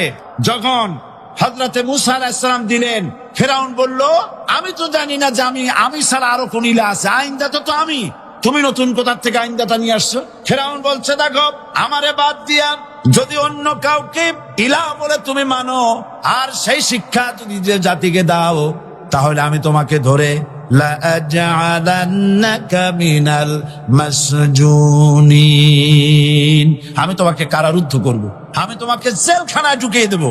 রাষ্ট্র শক্তি প্রথম বাধা দিল কারা? বলেন সবাই। সেই বাধা কি ওখানে শেষ হয়েছে না এখনো আছে? আছে কিনা জোরে বলেন। আমি তোমাকে জেলখানায় ঢুকাবো। হযরতে মূসা আলাইহিস সালাম বলেন ফেরাউন, জেলের ভয় আমি করি না, আমার কি জেলের ভয় দেখায়া লাভ নাই, আমি আল্লাহ পাকের পয়গম্বর। হযরতে মূসা আলাইহিস সালাম, ফেরাউনের দলবল আছে, লোক লস্কর আছে, তার অস্ত্রের অভাব নাই। আল্লাহ রাব্বুল আলামিন মূসা আলাইহিস সালামের কাছে একটা অস্ত্র দিয়া দিলেন। দিছিলেন কিনা? আল্লাহ পাক হযরত মূসা কি বলেছেন, ওয়া মা তিলকা বিয়ামিনিকা ইয়া মূসা, মূসা রে তোমার হাতে ওটা কি? মূসা আলাইহিস সালাম বললেন এটা লাঠি। আল্লাহ পাক বললেন ফেলে দাও লাঠি। লাঠি ফালায় দিলেন। কি হয়ে গেল? হিয়া হাইয়াতুন তাসআ, লাঠি হয়ে গেল। এখন লাঠি পড়ে সাপ হয়ে গেল। সাপ দেখে নবী, ওলি হোক, সাহাবী হোক আর আলেম হোক, সাপ দেখলে ভয় করে না মানুষের? মূসা আলাইহিস সালাম ভয় পেয়েছে। আল্লাহ রাব্বুল আলামিন হযরত মূসাকে শোনায় দিলেন, খুযহা ওয়া লা তাখাফ সানুঈদুহা সিরাতাহাল উলা, ধরো, লা তাখাফ, ভয় পেও না। আল্লাহ বলছেন ধরো, ভয় পেও না। ধরার সঙ্গে সঙ্গে স্বাভাবিক অবস্থায় ফিরে আসবে, আবার লাঠি হয়ে যাবে। এখন আল্লাহ বলছেন ধরো। মূসা আলাইহিস সালাম কি ভয় পাওয়া উচিত হবে? উচিত হবে। মূসা আলাইহিস সালাম কি ভয় পাইছিলেন? কারণ হচ্ছে এই দুশমনের শক্তিটা খুব বড়ই দেখা যায়, মনে হয় যেন অনেক বড় কি জানি কি। আল্লাহ পাক বলছেন ইন্না কাইদাশ শায়তানে কানা দাঈফা, শয়তানের চক্রান্ত যতই তুমি মনে করো অনেক ষড়যন্ত্রের জাল বিস্তার হয়ে আছে, আল্লাহ কয় কিছুই না, দাঈফা অত্যন্ত দুর্বল। আল্লাহ পাক বললেন ধরো। মূসা আলাইহিস সালাম সাপ ধরলেন, সঙ্গে সঙ্গে লাঠি হয়ে গেল। ফেরাউন বরদাস্ত করলো না, রাষ্ট্রশক্তির পক্ষ থেকে আক্রমণ শুরু হলো। অপরাধ কি? মূসা আলাইহিস সালামের অপরাধ কি? কি অপরাধ? মাশাআল্লাহ, বুঝতে পেরেছেন। অপরাধ হচ্ছে তিনি বলেছেন লা ইলাহা, জোরে বলেন লা ইলাহা ইল্লাল্লাহ। এই কালেমাকে আজ আমরা ভিক্ষার বুলি বানাইছি। এটা হলো সার্বভৌমত্বের বুলি, এটা হচ্ছে আল্লাহ পাকের সার্বভৌমত্বের কথা। আজ আমরা মানুষের কাছে আমরা শুনি, মানুষেরা ভিক্ষা চায়, লা ইলাহা ইল্লাল্লাহ, এক মুঠ চাল দেন, লা ইলাহা ইল্লাল্লাহ 10 খান পাই দেন। এই হচ্ছে কালেমার জিকির। আবার কেউ কেউ জিকির করতেছে লা ইলাহা আস্তে, ইল্লাল্লাহ জোরে, এমন জোরে কলব সাফ করে, কলব তাতে থাকলেও পারে গেলেও পারে। এই কালেমার জাত, এর আঘাত পয়গম্বররা মেরেছেন। হযরতে মূসা আলাইহিস সালাম যখন বলেছেন লা ইলাহা ইল্লাল্লাহ, এই ধাক্কা ফেরাউন বরদাস্ত করতে পারে নাই। দরিয়ায় নীলের ভিতরে আল্লাহ পাক ডুবাই শেষ করে দিয়েছেন, দেন নাই? হযরতে মূসা আলাইহিস সালাম তার উম্মতেরা দরিয়ার পাশে বসে দ্বীনি কথাবার্তা বলতেছেন। এমন সময় ফেরাউন, তার শত্রু হচ্ছে মূসা আলাইহিস সালাম। শত্রু কেন? মুসা কি ফেরাউনের পাকা ধানে মই দিয়েছে নাকি? বলেন আপনারা, তার হালের গরু পিটায় মারছে নাকি? অপরাধ হলো তিনি আল্লাহর জমিনে আল্লাহর আইন প্রতিষ্ঠার কথা বলেছেন। এই শুধুমাত্র এই অপরাধে ফেরাউন তার দলবল নিয়ে 3 দিক থেকে আক্রমণ করেছে। মুসা আলাইহিস সালামের উম্মতেরা ভয় পেয়ে গেছেন। তারা বলছেন ইন্না লামুদরাকুন, আমরা পাকড়াও হয়ে গেছি। 3 দিকে সারাশি আক্রমণ, 3 দিকে শত্রু, একদিকে দরিয়া, পালাবার রাস্তা আছে? হযরত মুসা আলাইহিস সালাম ভয় পেয়ে গেলেন, সারেন্ডার করলেন না। হযরত মুসা আলাইহিস সালাম বললেন কাল্লা, কখনো নয়, ভয় পাওয়ার কোনো কারণ নাই। রব্বি সায়াহদিন, অবশ্যই আমার রব আমার জন্য রাস্তা করে দিবেন, ভয় পাইও না, আমার রব রাস্তা করে দিবেন। আল্লাহ রাব্বুল আলামিন হযরত মুসা আলাইহিস সালামকে অর্ডার করলেন, হাতের লাঠি দিয়া দরিয়ার উপরে আঘাত করো। হযরত মুসা আলাইহিস সালাম দরিয়ার উপর আঘাত করলেন। রাস্তা ছিল দরকার একটার, এক বাড়িতে আল্লাহর হুকুমে লাঠি দিয়ে একটি আঘাত করার সঙ্গে সঙ্গে হযরত মুসার তার সঙ্গী সাথী দরিয়া পার হওয়ার জন্য দরিয়ার মধ্যে দিয়ে আল্লাহ 12টা রাস্তা পয়দা করে দিলেন। সে আল্লাহ আছে না নাই? এত আসতে বলেন কেন? ভয় পাওয়ার কারণ আছে। রাষ্ট্র শক্তি বাধা দিয়েছে সমস্ত নবীদেরকে। কেন? নবীদের চরিত্র খারাপ? জোরে বলেন, নবীদের চরিত্র খারাপ? নবীদের চাইতে মাসুম বেগুনাহ উন্নত চরিত্রের মানুষ আল্লাহর আকাশের নিচের জমিনের উপরে আর হয় নাই। তোমরা যে সব নেতাদের পিছনে দৌড়াও, অমুকের সৈনিক, নেতা নেতা করে মরো, এইসব নেতা যাদের পিছনে দৌড়াও, এই নেতাগুলি, আমি জিজ্ঞেস করি আপনাদেরকে, এই নেতাগুলি জীবনে একবারও জেনা করে নাই? এ ব্যাপারে অনুসারীরা আপনারা কি নিশ্চিত? মিথ্যা কথা জীবনেও কয় নাই, প্রতারণা করে নাই, ঠাট্টা করে নাই, বিদ্রুপ করে নাই, মদ খায় নাই, মানুষ হত্যা করে নাই। কিসের নেতা? নেতা হচ্ছেন সেই ব্যক্তি যিনি বলেছেন, ও আমার স্ত্রীরা, ও আমার সাহাবীরা, রাতের আধারে আমার মধ্যে যা আচরণ দেখতে পাও, দিনের আলোতে আমার মধ্যে যা দেখতে পাও, সবগুলি খুলে খুলে মানুষের কাছে বলে দাও। তার নাম বিশ্বনবী মুহাম্মদ রাসূলুল্লাহ সাল্লাল্লাহু আলাইহি ওয়াসাল্লাম। হযরত মুসা আলাইহিস সালাম বলেন, ফেরাউনের জেলের ভয় আমি করি না, আমার কি জেলের ভয় দেখায়া লাভ নাই? আমি আল্লাহ পাকের পয়গম্বর। হযরত মুসা আলাইহিস সালাম, ফেরাউনের দলবল আছে, লোক লস্কর আছে, তার অস্ত্রের অভাব নাই। আল্লাহ রাব্বুল আলামিন মুসা আলাইহিস সালামের কাছে একটা অস্ত্র দিয়া দিলেন। দিছিলেন কিনা? আল্লাহ পাক হযরত